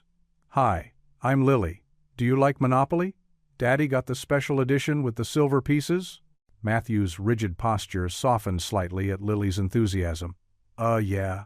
I guess Monopoly's okay." Jacob stepped forward, extending his hand. "Glad you could make it, Matthew. Come on in, nothing fancy here, just spaghetti and meatballs." "Thanks for having us," Caroline said softly, her eyes meeting Jacob's with gratitude.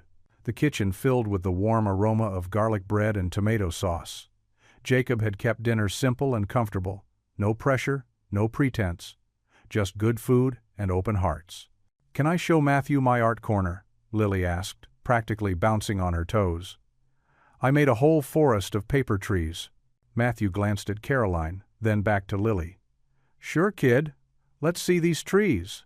As Lily led Matthew to her craft table in the corner, Caroline helped Jacob carry dishes to the table. Their hands brushed as they set down the serving bowls, and Caroline felt a flutter in her chest at the simple domesticity of it all. "She's really something," Caroline whispered, watching Lily explain her artistic process to Matthew with elaborate hand gestures. Jacob nodded. "She has a way of breaking down walls." To everyone's surprise, Matthew actually smiled as Lily showed him how to make paper birds to hang from her tree branches. His fingers, usually so restless, worked carefully with the delicate paper. "You're really good at this," Lily declared. "Way better than Daddy. He always makes them look like squished bugs." "Hey now," Jacob protested with a laugh. "I have other talents."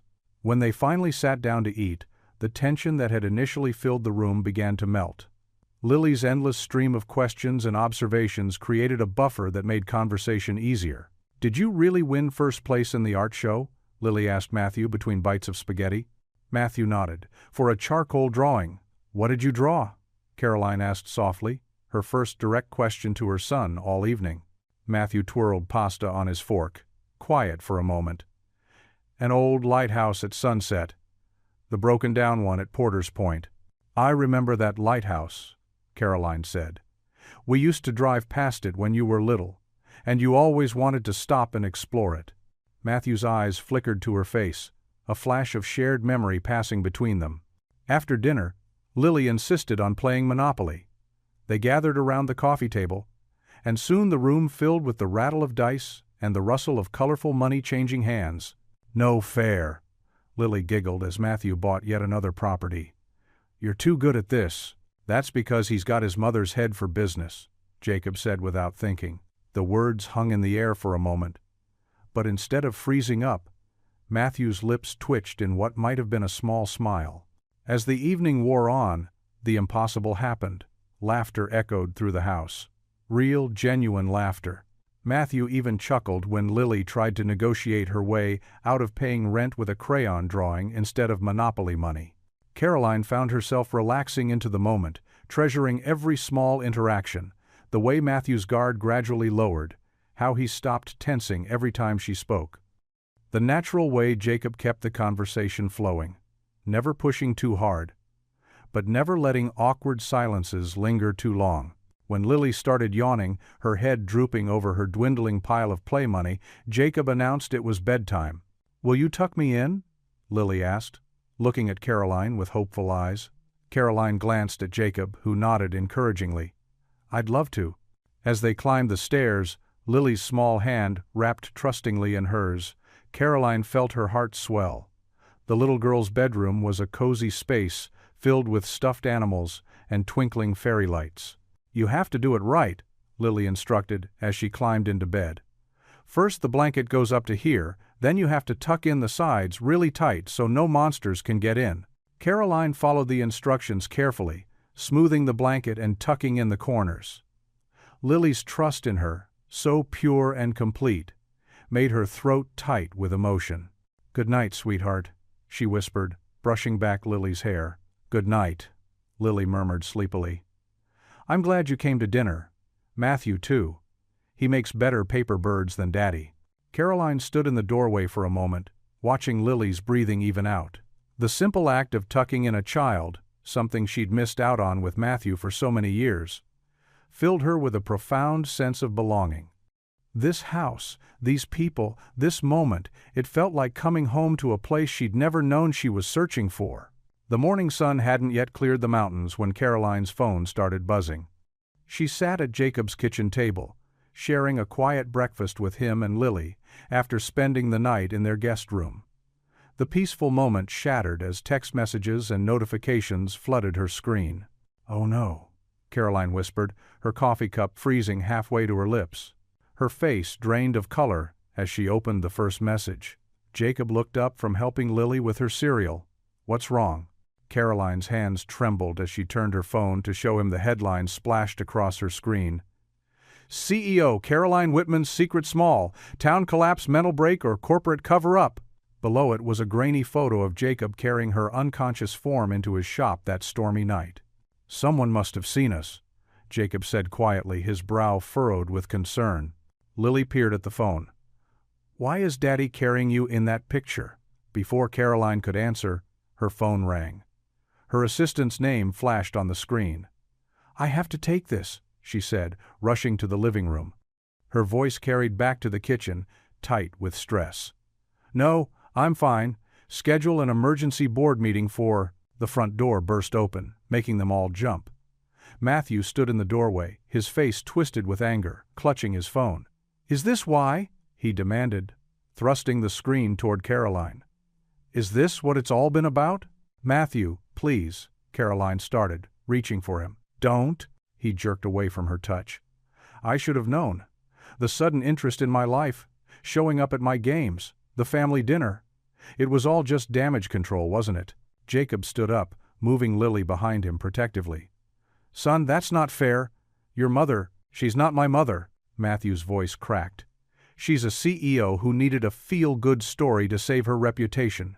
Poor little rich lady reconnects with her abandoned son. Bet that would have made a great press release." Caroline's face crumpled. "That's not true. Matthew, please listen." "I read the whole article," Matthew continued, his words rushing out like poison, "about how you've been staying here, how you collapsed from exhaustion. Were you planning this all along? Get the town's sympathy? Make yourself look human instead of the corporate robot who threw away her kid?" "Stop it!" Lily cried from behind Jacob, her small voice fierce. "You're making Caroline cry." Indeed, tears streamed down Caroline's cheeks as she struggled to speak. "Matthew, I swear to you, this isn't what you think. The article I didn't want anyone to know about that night. I was ashamed. I was broken." "Yeah, well, welcome to the club." Matthew's laugh was bitter. "Guess what? I've been broken since I was 4 years old. When you decided board meetings were more important than being my mom." Jacob stepped forward. "Matthew, I know you're hurt, but you need to calm down and what? Listen to more lies?" Matthew's eyes blazed. "You're just as bad, Mr. Miller. I trusted you. I actually thought you cared about helping me and my mom reconnect. But you were just helping her stage this whole thing, weren't you?" "That's enough." Jacob's voice was sharp. "You're upset, and you have every right to be. But you're wrong about your mother, and you're wrong about me." Caroline moved toward her son, her movements desperate.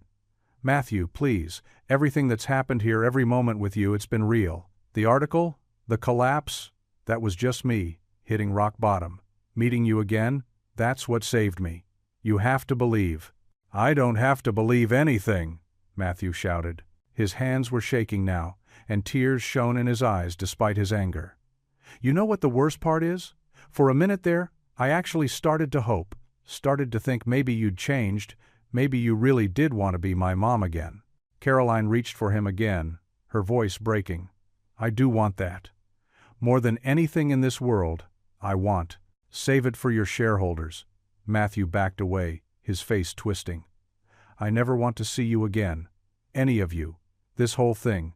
It was all fake, just like you." He turned and ran from the house, slamming the door so hard the windows rattled.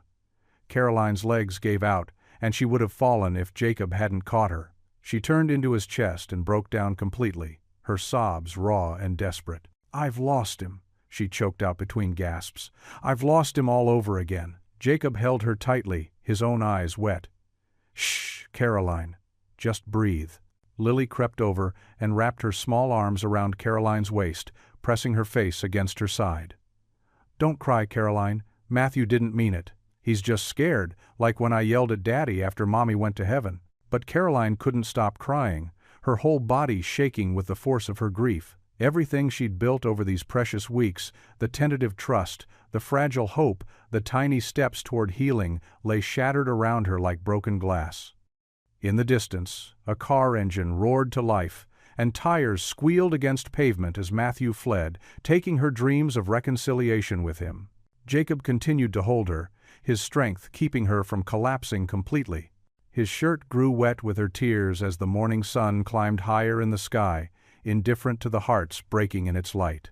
The neon vacancy sign cast a harsh red glow through the thin curtains of room 112 at the Pine Ridge Motel.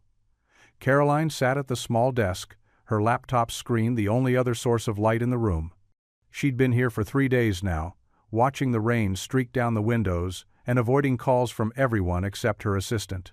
The room itself matched her mood, dated wallpaper peeling at the corners, a musty smell that spoke of too many lonely travelers, and a silence so deep it made her ears ring. Her designer clothes looked out of place, draped over the worn chair, just as she felt out of place in Jacob's warm, loving world. She glanced at her phone for the 100th time. 27 missed calls from Jacob, 15 voicemails, dozens of text messages, each one making her heart ache more than the last. "Caroline, please let us know you're safe. Lily keeps asking about you. We can fix this together." But they couldn't fix it. Not this time. The media storm had grown worse with each passing day. Every major business publication had picked up the story of her collapse, spinning tales of mental breakdowns and corporate instability. The company's stock had dropped 12 points since Monday. Caroline opened a fresh document on her laptop and began typing. "To the Board of Directors. After careful consideration, I hereby tender my resignation as Chief Executive Officer of Whitman Industries, effective immediately." Her fingers trembled over the keys. The words blurred as tears welled up in her eyes. This position had cost her everything once before. Her marriage, custody of Matthew, years of his childhood she could never get back. And now, just when she'd found a chance at healing, at family, it was happening all over again. She thought of Lily's bright smile, how the little girl had shown her more unconditional love in a few weeks than she'd experienced in years of corporate success. The way Jacob's quiet strength had made her feel safe, protected, worthy of second chances. And Matthew, the brief moment during their family dinner when she'd seen a glimmer of her little boy in the angry teenager's eyes. The cheap motel phone rang, making her jump. She knew it would be the front desk. Jacob had been calling everywhere in town looking for her. Caroline let it ring until silence fell again.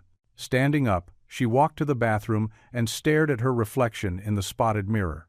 Her normally perfect makeup was gone, dark circles prominent under her eyes. Her designer blouse was wrinkled from sleeping in it. She barely recognized herself. "You did this," she whispered to her reflection. "You poison everything you touch." Returning to the desk, Caroline continued typing her resignation letter. Each word felt like another brick in the wall she was building between herself and the possibility of happiness. The wall felt safer than hope. She thought of the board meeting scheduled for tomorrow morning.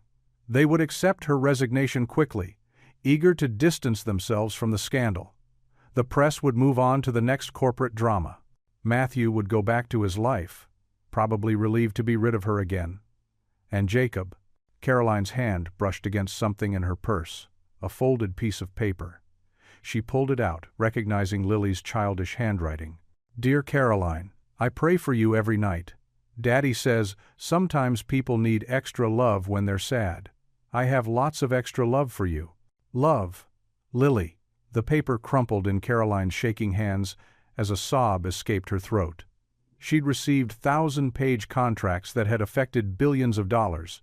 But this simple note from a child undid her completely. Opening her phone, she scrolled through the photos from the family dinner. Lily beaming at the camera, food on her chin. Matthew actually smiling as he helped the little girl with a puzzle. Jacob watching them all with that gentle expression that made her heart flutter. But the headlines flashed in her mind again. The whispers in town about her being trouble. Matthew's face twisted with betrayal when he'd seen the news. She didn't deserve their love, their forgiveness. She'd never deserved it. Caroline turned back to her laptop, forcing herself to finish the resignation letter. She added formal language about transition plans and non-disclosure agreements, the corporate armor she'd worn for so long. It felt hollow now, like everything else she'd achieved. The rain increased outside, drumming against the window. She thought of another rainy night, when Jacob had carried her unconscious form into his shop. He could have called the press then, could have exposed her weakness to the world. Instead, he'd shown her kindness, asking nothing in return. But kindness wasn't enough anymore. The damage was done. Her presence in their lives would only bring more pain, more scandal, more disruption to the peaceful life Jacob had built for Lily. Caroline hit send on the resignation email before she could change her mind. Then she turned off her phone completely, cutting off her last connection to the outside world. The room felt smaller suddenly, closing in around her like the walls of a prison she'd built herself. She lay down on the hard motel bed, still fully dressed. The ceiling had water stains that looked like teardrops.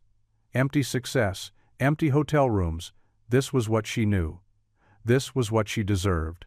Maybe they're better off without me, she whispered to the darkness, trying to convince herself it was true. The sharp knock on the motel room door made Caroline jump. She quickly wiped her eyes, though it hardly mattered. Her mascara had long since created dark circles beneath them. Through the peephole, she saw Jacob standing there, his broad shoulders hunched against the evening drizzle. "Caroline?" His voice was gentle but firm. "I know you're in there." She pressed her forehead against the cool door, considering whether to pretend she wasn't there. But something in his tone, that same steadiness that had drawn her to trust him that first night, made her reach for the handle. The door creaked open. Jacob stood there in his work clothes, still carrying the honest smell of motor oil and hard work. His eyes widened slightly at her appearance. Her usually perfect hair was tangled, her expensive silk blouse wrinkled from days of wear. "You look terrible," he said simply. A surprised laugh escaped her. "Always the gentleman, Jacob Miller." He stepped inside without waiting for an invitation, taking in the scattered takeout containers and unwashed coffee cups. The room told the story of someone hiding from the world. "Lily asked me to give you this." He pulled a crayon, drawing from his jacket pocket. It showed stick figures holding hands, one tall with yellow hair, one smaller with brown pigtails. Caroline's throat tightened as she took it. "She shouldn't waste her time thinking about me," Caroline whispered, but her fingers traced the childish lines carefully. "That's not what she thinks." Jacob sat heavily in the room's single chair. "She prays for you every single night, you know, gets down on her knees beside her bed, and asks God to help her friend Caroline find her way back home." Caroline turned away, but not before Jacob caught the shine of fresh tears. "Home? I don't have a home. I have a penthouse apartment filled with expensive furniture and empty spaces. I have board meetings and charity galas, and not a single person who truly knows me. That's not true anymore, and you know it. Jacob, please." She wrapped her arms around herself. "I've ruined everything. Matthew hates me more than ever. The press is having a field day with my mysterious disappearance. The board is probably planning to replace me as we speak. And you." She swallowed hard. "You and Lily deserve better than to be dragged into my mess." Jacob stood up, his patience clearly wearing thin. "So that's it? The tough CEO is just going to hide in a motel room and feel sorry for herself? Don't." Her voice cracked. "You don't understand." "Oh, I understand plenty." He stepped closer. "I understand what it's like to feel like you've lost everything. When Sarah died, I wanted to crawl into a hole and never come out. But I had a little girl who needed me. Just like your son needs you, even if he's too hurt right now to admit it." Caroline sank onto the bed, her shoulders shaking. "I don't know how to fix this." "Maybe that's the problem." Jacob's voice softened. "You're so used to fixing everything yourself. Sometimes we have to let go and let God handle the hard parts." She looked up at him, mascara streaking her cheeks. "I haven't prayed in years. I wouldn't even know where to start." "Start with the truth." He sat beside her, the bed creaking under their combined weight. "That's all he asked for. Just be honest about your fears, your mistakes, your hopes. He can handle it all." "Even me?" The question came out small, almost childlike. Especially you.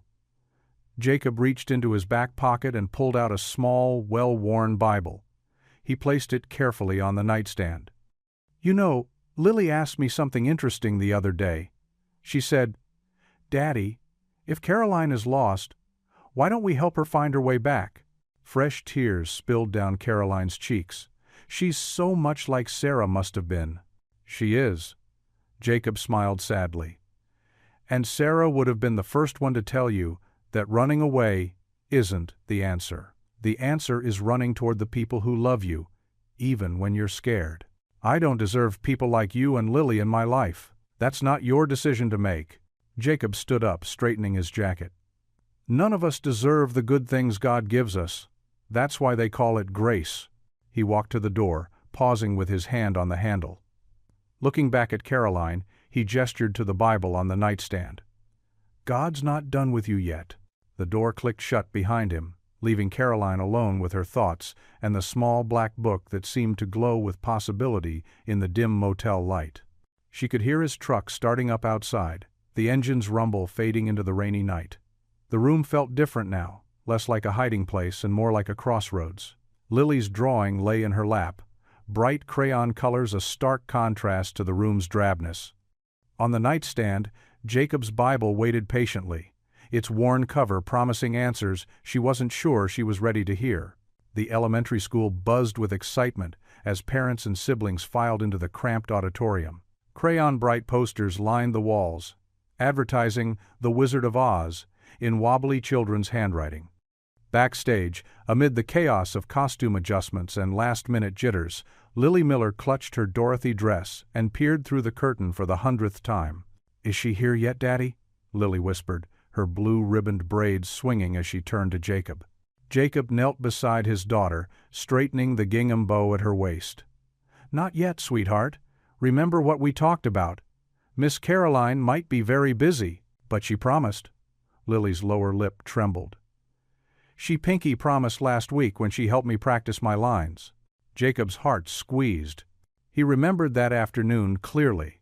Caroline sitting cross-legged on their living room floor, reading Dorothy's lines, while Lily skipped around her, practicing her staging. It felt like a lifetime ago, before the newspaper headlines and Matthew's angry words had sent Caroline retreating into herself. "I saved her the best seat."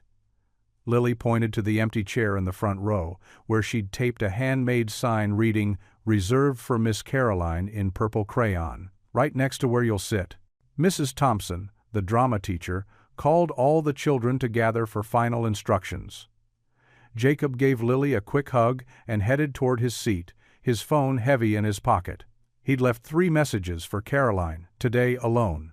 The seat beside Jacob's remained conspicuously empty as other parents filtered in. He caught whispers from nearby mothers, their eyes darting between the handmade sign and him. The small town's rumor mill had been working overtime since Caroline's scandal broke. "Did you hear?" one whispered. "That CEO woman disappeared right after the news about her broke." Poor Jacob and Lily. Jacob shifted uncomfortably, trying to block out their voices. He focused instead on the familiar creak of the old auditorium seats, the excited chatter of siblings, the warm glow of the stage lights. But his thoughts kept drifting to Caroline, alone in that stark motel room.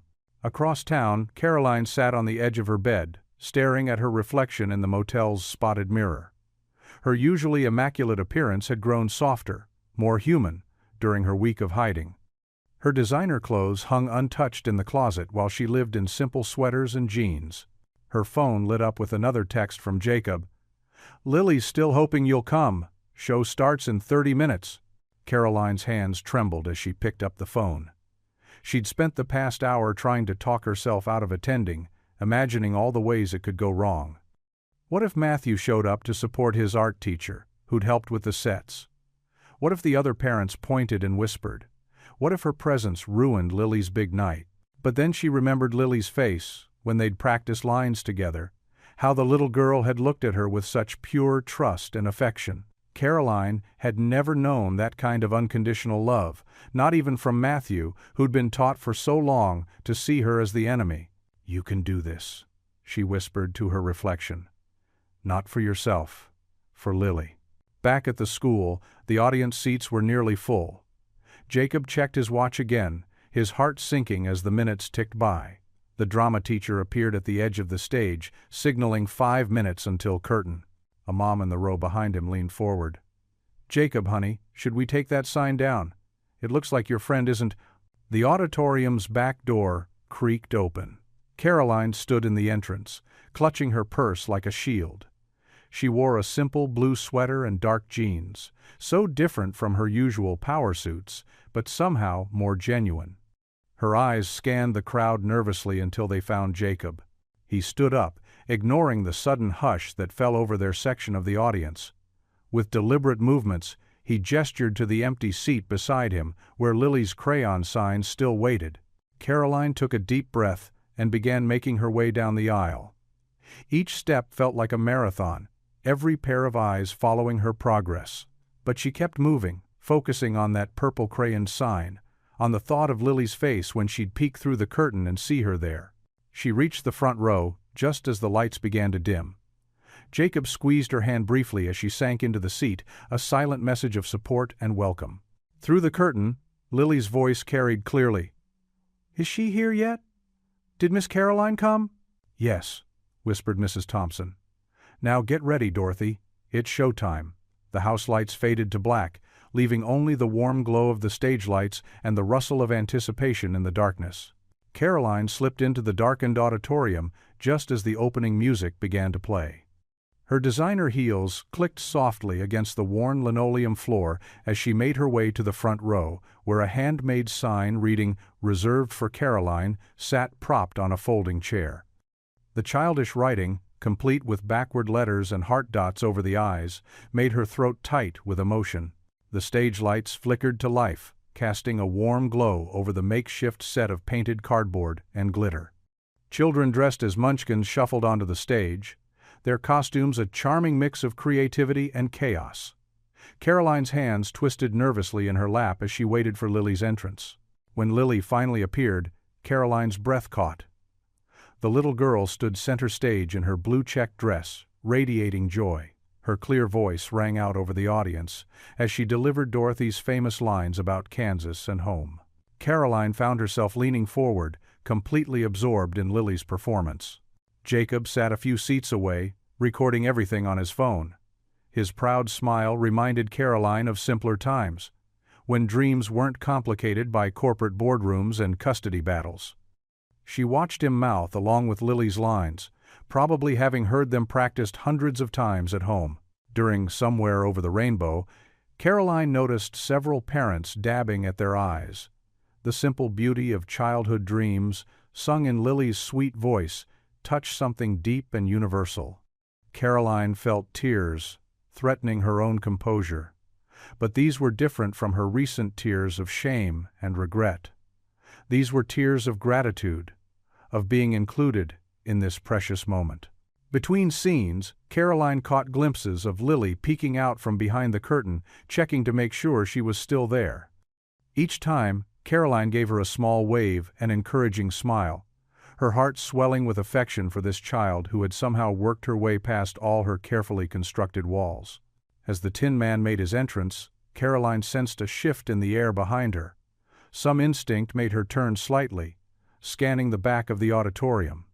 Her heart stuttered when she spotted him, Matthew, half hidden in the shadows of the last row.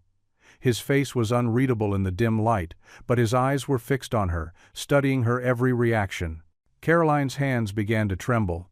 She forced herself to stay still, to keep breathing normally, though her pulse raced. Questions tumbled through her mind. How long had he been there? Did Jacob know? Should she acknowledge him, or pretend she hadn't seen him? On stage, Lily skipped down the yellow brick road, oblivious to the tension building in the audience. Caroline made herself focus on the play, though she could feel Matthew's gaze like a physical weight on her shoulders. She laughed at the right moments, clapped when everyone else did, all while fighting the urge to turn around again.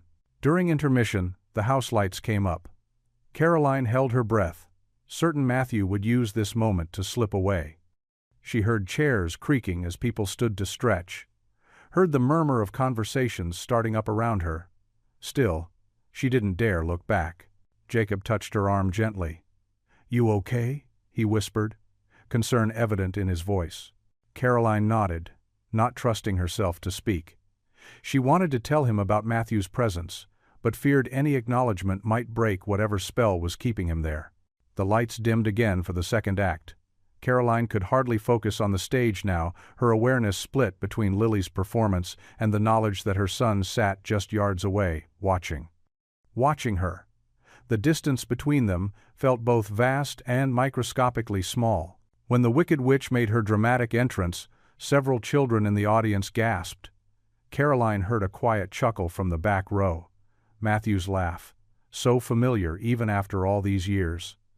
The sound sent a wave of memories washing over her, reading him bedtime stories, making silly voices for different characters, his delighted giggles at age 4.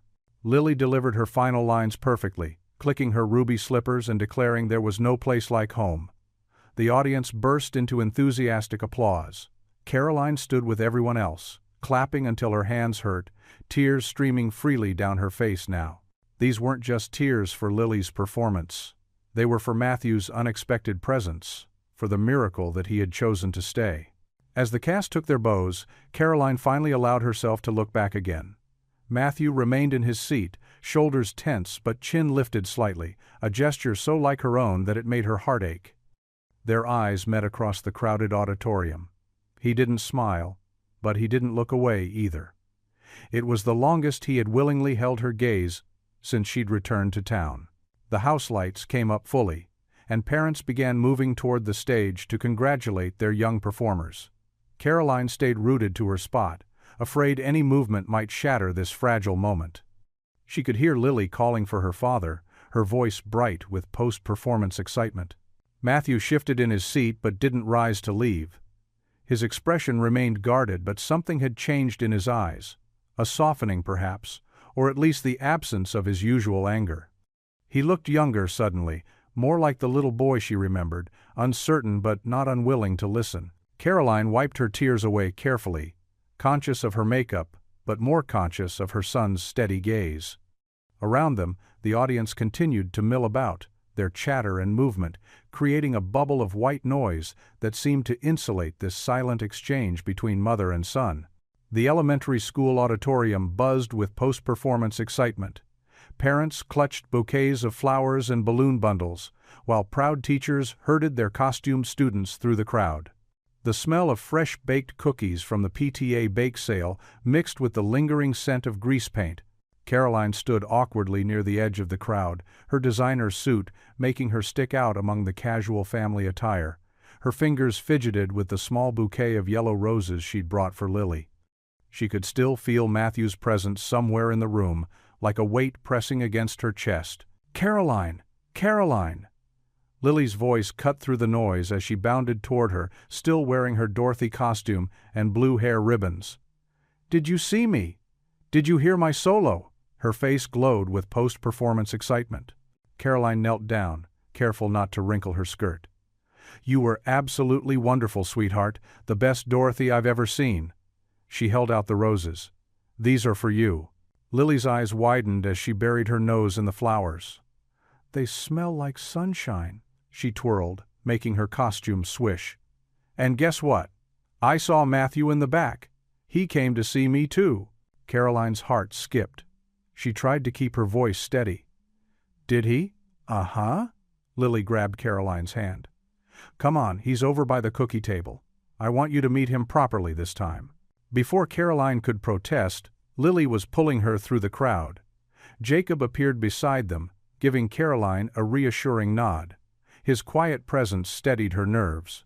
Matthew stood alone near the refreshment table, hands stuffed in his jacket pockets.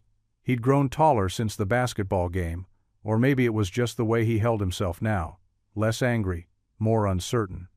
His dark hair fell across his forehead in a way that reminded Caroline painfully of his younger self. "Matthew," Lily chirped, still gripping Caroline's hand, "this is Caroline. She's my special friend, and she came to see me be Dorothy." She beamed up at them both, innocence radiating from every pore. "She came just for me, and for you too." The silence stretched between them like a tightrope. Caroline couldn't breathe, couldn't move. Matthew's eyes, so like her own, studied her face. "Hey," he finally said, his voice deeper than she remembered. "Hello, Matthew." Caroline's words came out barely above a whisper. Lily swung their joined hands. "Wasn't the play amazing? I only forgot one line, and the Tin Man helped me remember it." She looked between them with pure happiness. "I'm so glad you both came." Matthew shifted his weight, glancing at Lily. Something in his expression softened as he watched her innocent enthusiasm. "Yeah, you did good, kid." He paused, then added quietly, "I was curious if—" he looked directly at Caroline. "If you'd actually show up." Caroline felt tears threatening. "I wouldn't have missed it, even with everything going on? The press and all that?" There was an edge to his question, but not the burning anger from before. "None of that matters." Caroline's voice grew stronger. "This being here, this matters." Lily tugged on Matthew's sleeve. "Want to see my roses? Caroline brought them for me. Yellow ones mean friendship, you know." She thrust the bouquet toward him. A ghost of a smile touched Matthew's lips as he leaned down to smell them. "Nice. I saved programs for both of you," Lily continued, pulling wrinkled papers from her costume pocket. "See? I signed them and everything. Now you'll remember tonight forever." Caroline accepted the program, noticing Lily's careful signature decorated with stars and hearts. When she looked up, she found Matthew watching her. "You really came just to see her?" he asked softly. "I came because I care," Caroline replied. "About Lily, about—" she hesitated. "About you." Matthew's jaw tightened. "You disappeared for 12 years. I never stopped caring," Caroline whispered, her voice cracking. "Not for one single day." Lily looked between them, her small face suddenly serious. "Sometimes people get lost," she said matter-of-factly. "Like Dorothy. But she found her way home because she never stopped trying." Matthew's shoulders relaxed slightly. He didn't smile, but he didn't walk away either. Instead, he stood there, studying Caroline as if trying to solve a puzzle. Jacob stepped forward, placing a gentle hand on Lily's shoulder. "Hey, sweetheart, why don't we go thank your teacher while Caroline and Matthew talk?" Lily nodded sagely. "Okay, Daddy." She gave both Caroline and Matthew quick hugs before skipping away with Jacob. The crowd continued to mill around them, but Caroline barely noticed. All she could see was her son's face, searching for traces of the little boy she'd lost in the young man before her. "I saw the article," Matthew said finally. "About you collapsing." Caroline nodded, her throat tight. "Were you really that exhausted? Or was it something else?" "Both," she admitted. "The company takes everything I have, but mostly." She met his eyes. "Mostly, it was missing you." Matthew absorbed this, his fingers tracing the edge of Lily's program. "I used to watch your interviews sometimes. On YouTube. Just to see you."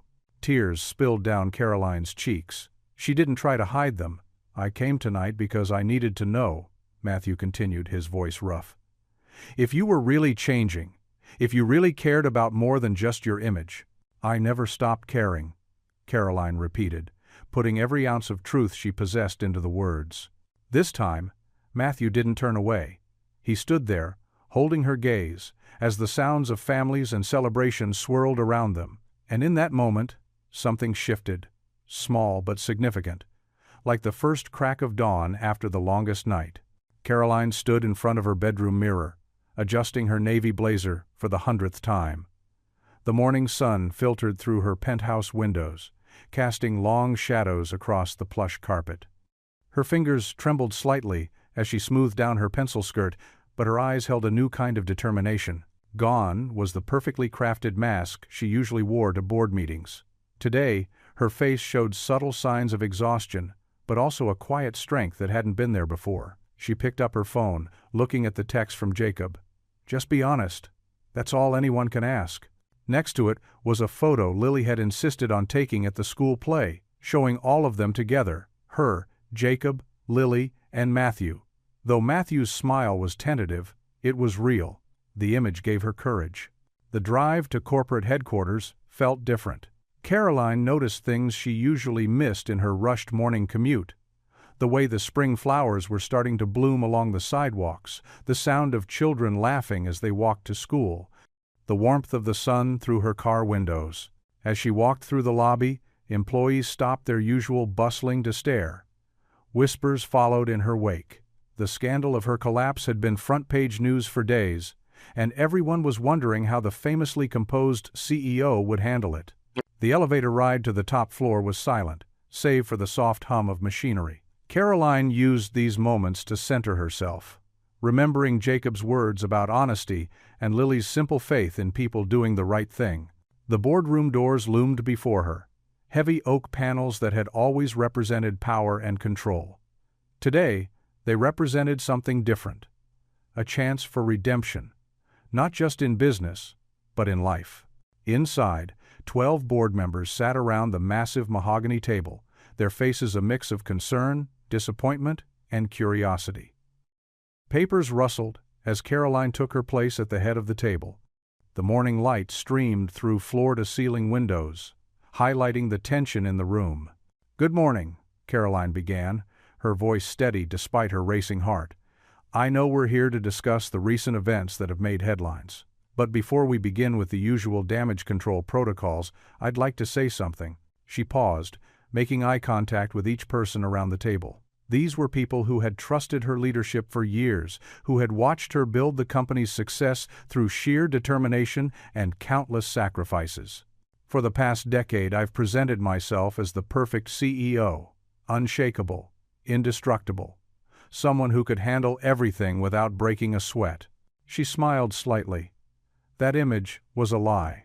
Murmurs rippled through the room. Caroline continued, her voice growing stronger.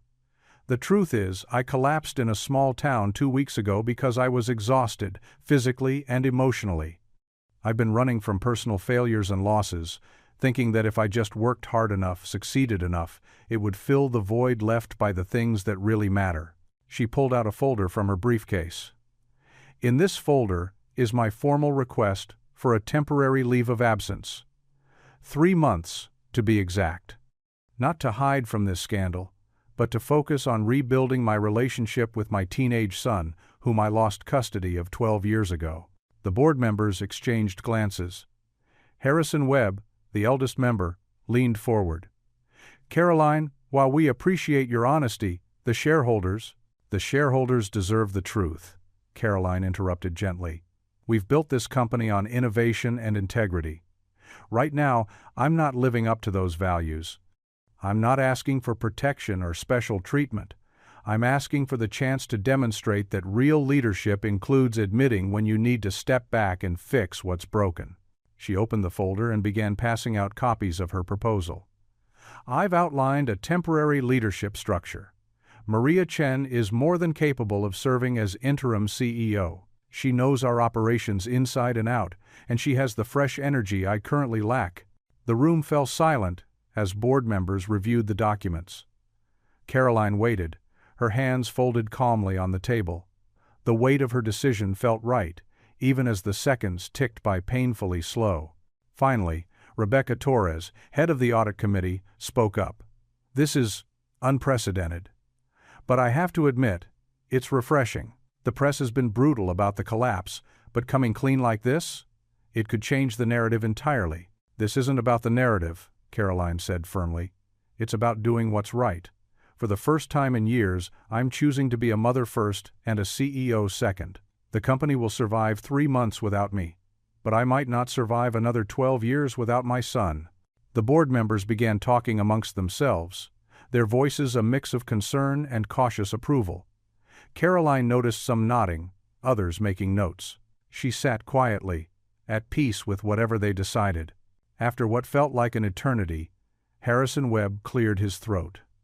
"I move to accept Ms. Whitman's proposal for a 3-month leave of absence, with Maria Chen serving as interim CEO. All in favor?" Hands raised around the table, some quickly, others with slight hesitation, but in the end, every hand was up. "Motion carried," Harrison announced, a hint of respect in his voice. "Caroline, I hope you find what you're looking for." Caroline gathered her things, standing tall. Thank you. I'll have my office cleared by the end of the day. Maria already has my notes on all ongoing projects. As she walked toward the door, Rebecca called out, Caroline? For what it's worth, I think you just showed us what real leadership looks like. Caroline turned, offering a genuine smile, not the polished one she usually wore for the board, but one that reached her eyes. With her head held high, she walked out of the boardroom, her heels clicking confidently on the marble floor. The same employees who had whispered earlier now watched in amazement as their CEO strode through the office, not with shame or defeat, but with dignity and purpose. Some even smiled and nodded as she passed. For the first time in years, Caroline felt truly free. The carefully constructed walls of her corporate persona had crumbled, but in their place stood something stronger: the truth of who she really was, and who she wanted to become. The late afternoon sun painted Jacob's modest backyard in warm golden hues. Smoke from the charcoal grill drifted lazily through the air, carrying the mouth-watering scent of burgers and hot dogs across the lawn. Caroline stood next to Jacob at the grill, holding a platter while he expertly flipped the patties. "You're sure I'm not messing this up?" Caroline asked, adjusting her casual sundress. It felt strange, wearing something so simple after years of designer suits. Jacob chuckled, his eyes crinkling at the corners. "Can't mess up holding a plate, Caroline. Though I have to admit, seeing a CEO on burger duty is pretty entertaining." From across the yard, Mrs. Henderson, the retired schoolteacher who'd initially been Caroline's harshest critic, waved cheerfully. "Caroline, dear, would you like my potato salad recipe? It's been in my family for generations." Caroline's heart warmed at the gesture. Just weeks ago, Mrs. Henderson had whispered disapprovingly about her presence in town. Now, here she was, offering family recipes. Lily's laughter rang out from the old tire swing, where Matthew was pushing her higher and higher. "More, Matt, I want to touch the clouds." "Careful there, monkey," Matthew called out, his teenage coolness forgotten in the simple joy of playing with his young friend. His dark hair fell across his forehead as he grinned, looking more relaxed than Caroline had seen him in years. The Baker family from next door arrived with their twin boys, adding to the growing gathering. Mr. Baker, who frequently brought his car to Jacob's shop, handed over a homemade apple pie. "Sarah insisted we bring your favorite, Jacob," he said with a knowing wink. Caroline watched as Jacob's face flushed slightly. The community's easy familiarity with him, the way they looked out for him and Lily, it was beautiful.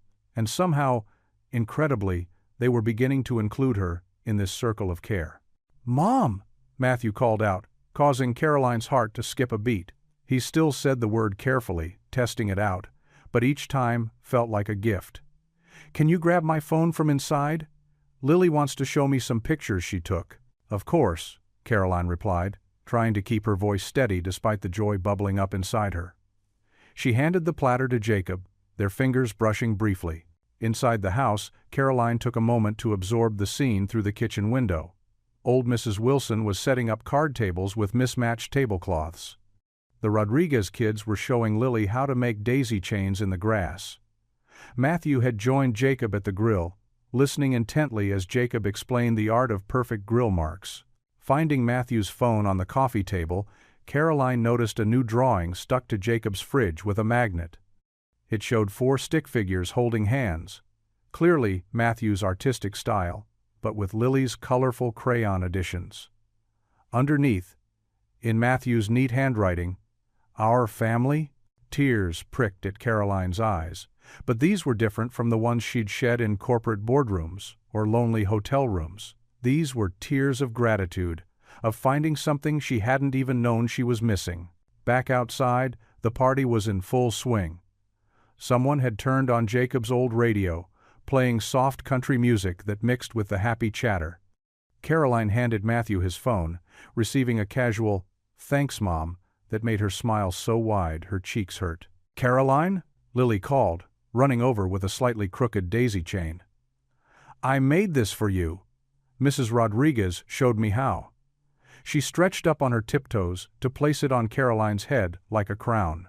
"Thank you, sweetheart," Caroline said, adjusting the flowers carefully. "It's beautiful." Jacob looked over, his expression soft. "Suits you. he said quietly, and Caroline felt her cheeks warm. The afternoon mellowed into evening, strings of garden lights twinkling to life in the growing dusk. Paper plates filled with potato salad and coleslaw, hamburgers and hot dogs passed from hand to hand. Caroline found herself in easy conversation with people who'd once seemed so different from her world of quarterly reports and shareholder meetings. Mrs. Henderson shared stories about teaching Matthew in 3rd grade, making him groan good-naturedly. Mr. Rodriguez talked about his auto parts store competing with the big chains, and Caroline found herself offering genuine business advice that had nothing to do with corporate takeovers. Lily moved from group to group like a tiny social butterfly, somehow managing to get even the most serious adults to play simple games or share dessert. She had chocolate smeared on her cheek and grass stains on her knees, and Caroline thought she'd never seen anything more precious. Matthew sat with some of the younger kids, showing them how to draw cartoon characters on paper napkins.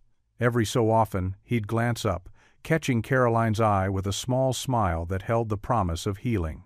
As the stars began to appear in the darkening sky, Caroline helped Jacob carry dishes into the kitchen.